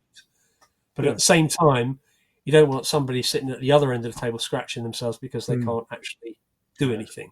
No, a good game host is essential when it comes to the big games, and having somebody there who knows the scenario, who knows the rules, who is a little bit of an outgoing personality in terms of being able to G people up and motivate people, etc., is essential, and adds, as you say, adds to the experience rather than waiting for 2 hours for people to set up and then. But it's not just that; it's also being prepared to be firm. Yeah. Because there are some people, the classic rules. I don't know who might walk across the threshold of my door, but there will be rules lawyers out there, and I make it very clear when we play on a typical Monday night, we have some fairly simple house rules, and that is, if it's within an inch, it's probably okay. Yeah, so we're not having any of this minutiae of people moving around something just so they get the nth degree of in range or out of range. If they're within an inch, doesn't matter. Yeah, sort of scenario. We won't tolerate anybody, for want of a better word, cheating. Yeah. There's a 1 strike and you're out scenario. Exactly. It's never had to be embraced. But there are people out there who try to push the boundaries. And you've just got to be firm in those scenarios. But at the same time, you can always do it with a smile on your face. Yeah. And we're all here to have fun. And we're having fun with which isn't about a subject which actually has other connotations. It isn't, war isn't fun. Yeah. But there's that balance. I think that's an important thing to do, and certainly when people are coming for a holiday, which it will be for many people, they want to enjoy it. and they don't want to be sat there for 2 hours while somebody argues about paragraph 5.2.3.7, breech loading skirmishes, No. lying down behind hedges or something like that.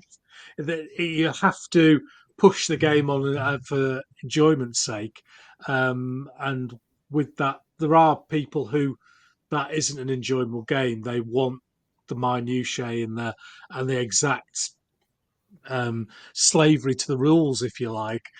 And it's important for the host to make sure that it keeps running well for everybody and not just for one individual. And in a convivial, jovial, Yeah, friendly fashion.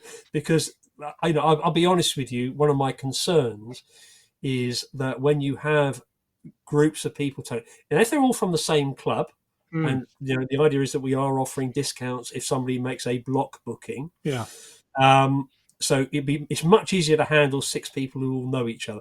Oh, that's the other thing I should add is that I'm capping any game at 6 because I can't manage more than 6 people. Plus the fact I don't think more than 6 people in my room would be, should we say, not socially acceptable, but won't feel cramped. yeah. But everybody will get a good frontage to fight on. Everybody will get a meaningful day. You start putting more bodies in just to whack up the fees, it tends to fall apart. And also, you can't give them the one-to-one attention that they might want. So as a good host, I've got to be able to manage everybody's needs. So it's very much a case of 6 people. It's about being the good host. It's about ensuring that all the other sorts of things are lined up properly, like food and drinks and breaks and what have you. So people don't feel that they're in a pressured environment. They're there to spend their money and have a good time and want to come back again. That's what it's all about. Fantastic. That's exactly what we like to hear. So where can people see this information then? So let's go to your blog first. What's the Okay. address for your So blog? if you go to the Shed Wars blog, there is a tab running across the top. I think there are only 4 or 5 tabs at the moment. One is the Shed Wars experience. Yep. Another one is all about me, which I desperately need to update now I've spoken to you. One is all about our escapades in the War of the Roses. So if you're ever interested in finding any of the War of the Roses battle, they're all listed there. And another one is my terrain building exploits, which I really focused on about 5-6 years ago. So if you want to build anything from hills to buildings, they're all there. But the Shed Wars experience is listed there, which takes you straight through to a link. The Shed Wars experience is shedwars.co.uk. Oh, so nice. It's not the Shed Wars experience. As somebody pointed out to me, if you type that in, your office bots might close you down because the word sex is in there. But actually, it's under shedwars.co.uk. Yeah. The Shed Wars experience, rather tongue-in-cheek, my strapline is how war games should be fought. But I'm fighting war game, certainly my experience with all the guys I've ever played with, they've all had great fun, and that to me is what it's about. Exactly. It's about having fun in a good environment with your toy soldiers. So Shed Wars experience takes you through to the website. It really is very simple from there. You can contact me. You can go on the site, have a look at all the different examples of games that can go on, pictures. The blog clearly works alongside that, so there's lots and lots of examples of play, albeit not in the news shed on the website. And there's also a rough guide to prices. And prices are typically starting at £40 a day for a day's gaming. Now, that excludes accommodation, but does include drinks, a snack, and what have you. And I think for 40 quid, that's pretty reasonable. Can't argue with that. Even from Yorkshire. And that is typically a midweek. Yeah. Now, if you want to start extending it into the weekend or longer games or what have you, then there's a different cost. But as I said, it's not about making a lot of money out of this because it's never going to make a lot of money. And I'd be a fool to think of it that way. But it's about me sharing the cost of my hobby. And ultimately, at the end of the day, if it helps me to put more plastic on the table, then great. Perfect. Absolutely perfect. Well, I shall definitely put links to both your blog and the Shed Wars experience in the show notes for people. So Thank you. if you're listening to this and you're interested, then have a look at the show notes on wherever you're watching this, and there'll be a link that you can click and go directly to Giles's website, which is fantastic. So thank you very much for your time today, Giles. It's been fantastic. We've had one technical hiccup so far. So we've not done too bad. And I always finish the show with offering you a chance to ask me a question, because I've bombarded you for 3 hours. You don't have to, but if you've got one, I will answer it. So it's not what is my bin number. My question to you, Ken, is: would you like to come down to the Shed Wars experience when we're up and running as my guest? I would love to, mate. That would be fantastic. Thank you Well, very much. the offer is there as my guest. So Lovely. once Thank we're up and running, you will be invited. Nice one. Thank you very much for that, mate. Much appreciated. And I'm at Salute this year. Will you be there? I will be there. I can't guarantee whether I'll be there all day or not, but I will certainly. It's in my diary already, and my wife knows that she has to have the dog that day. So Fantastic. Well, I have volunteered myself. I was going to take my Mentana game, my Italian Risorgimento game, down, but they wanted a naval game. So I'm taking Jutland down on a 32 by 8 foot table. oh, fantastic. Well, Jutland holds a special memory in my heart because my Hmm. great grandfather was on, not my great, yeah, my great grandfather was on the Queen Mary that Fantastic. sadly went down. Fantastic. So we've actually got his bronze. My mum's got his bronze plaque still at home. You know, the thing that they issued out to all of the fallen. Wow. Well, there's a website that came into my knowledge on the 100th anniversary of Jutland when I was doing all the research for it, and you can zoom into street level and see where people who were involved in the Battle of Jutland lived. Really? Yeah, Oh wow! and I live in an old stone terrace at the end of a track at the end of a road, but as you come out of our road past a church, there's some really old, small back to back proper Yorkshire terraces, and a stoker from HMS Black Prince lived in one of those houses.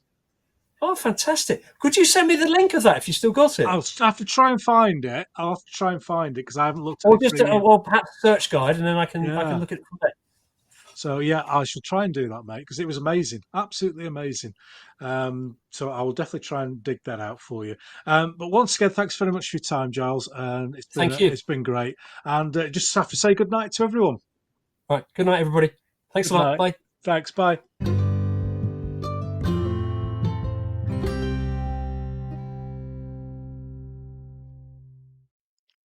Hope you enjoyed that chat there with Giles. What a lovely guy and a great host, I'm sure. So if you are interested in taking part in a big game, as I've said, with my friends Legendary Wargames and Mark Freeth at the Wargames Holiday Centre, this is your opportunity for quite a reasonable price to have a go at a big game if your circumstances don't allow that at the moment.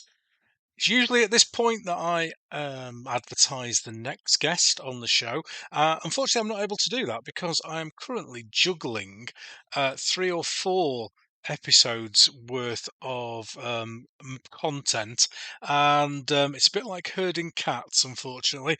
And a couple of people have been away, and at least one of the guests is not from the UK. So getting everything organised has been a bit tricky. I'm pretty sure that the episodes are going to happen. It's just that I've not been able to organise the recording as yet, and I do like to leave at least a couple of weeks between episodes anyway. So I'm hoping to have a couple of episodes out in February, but keep your eyes open, and just in the future. I'm not going to give names away at this particular moment in time, but I've got some really exciting guests coming up this year. I'm sure you will really enjoy them all. So thanks once again for listening to Yorkshire Gamer podcast. Please leave a like, a review, a comment, any way you see this, just to increase the profile. But until next time, City.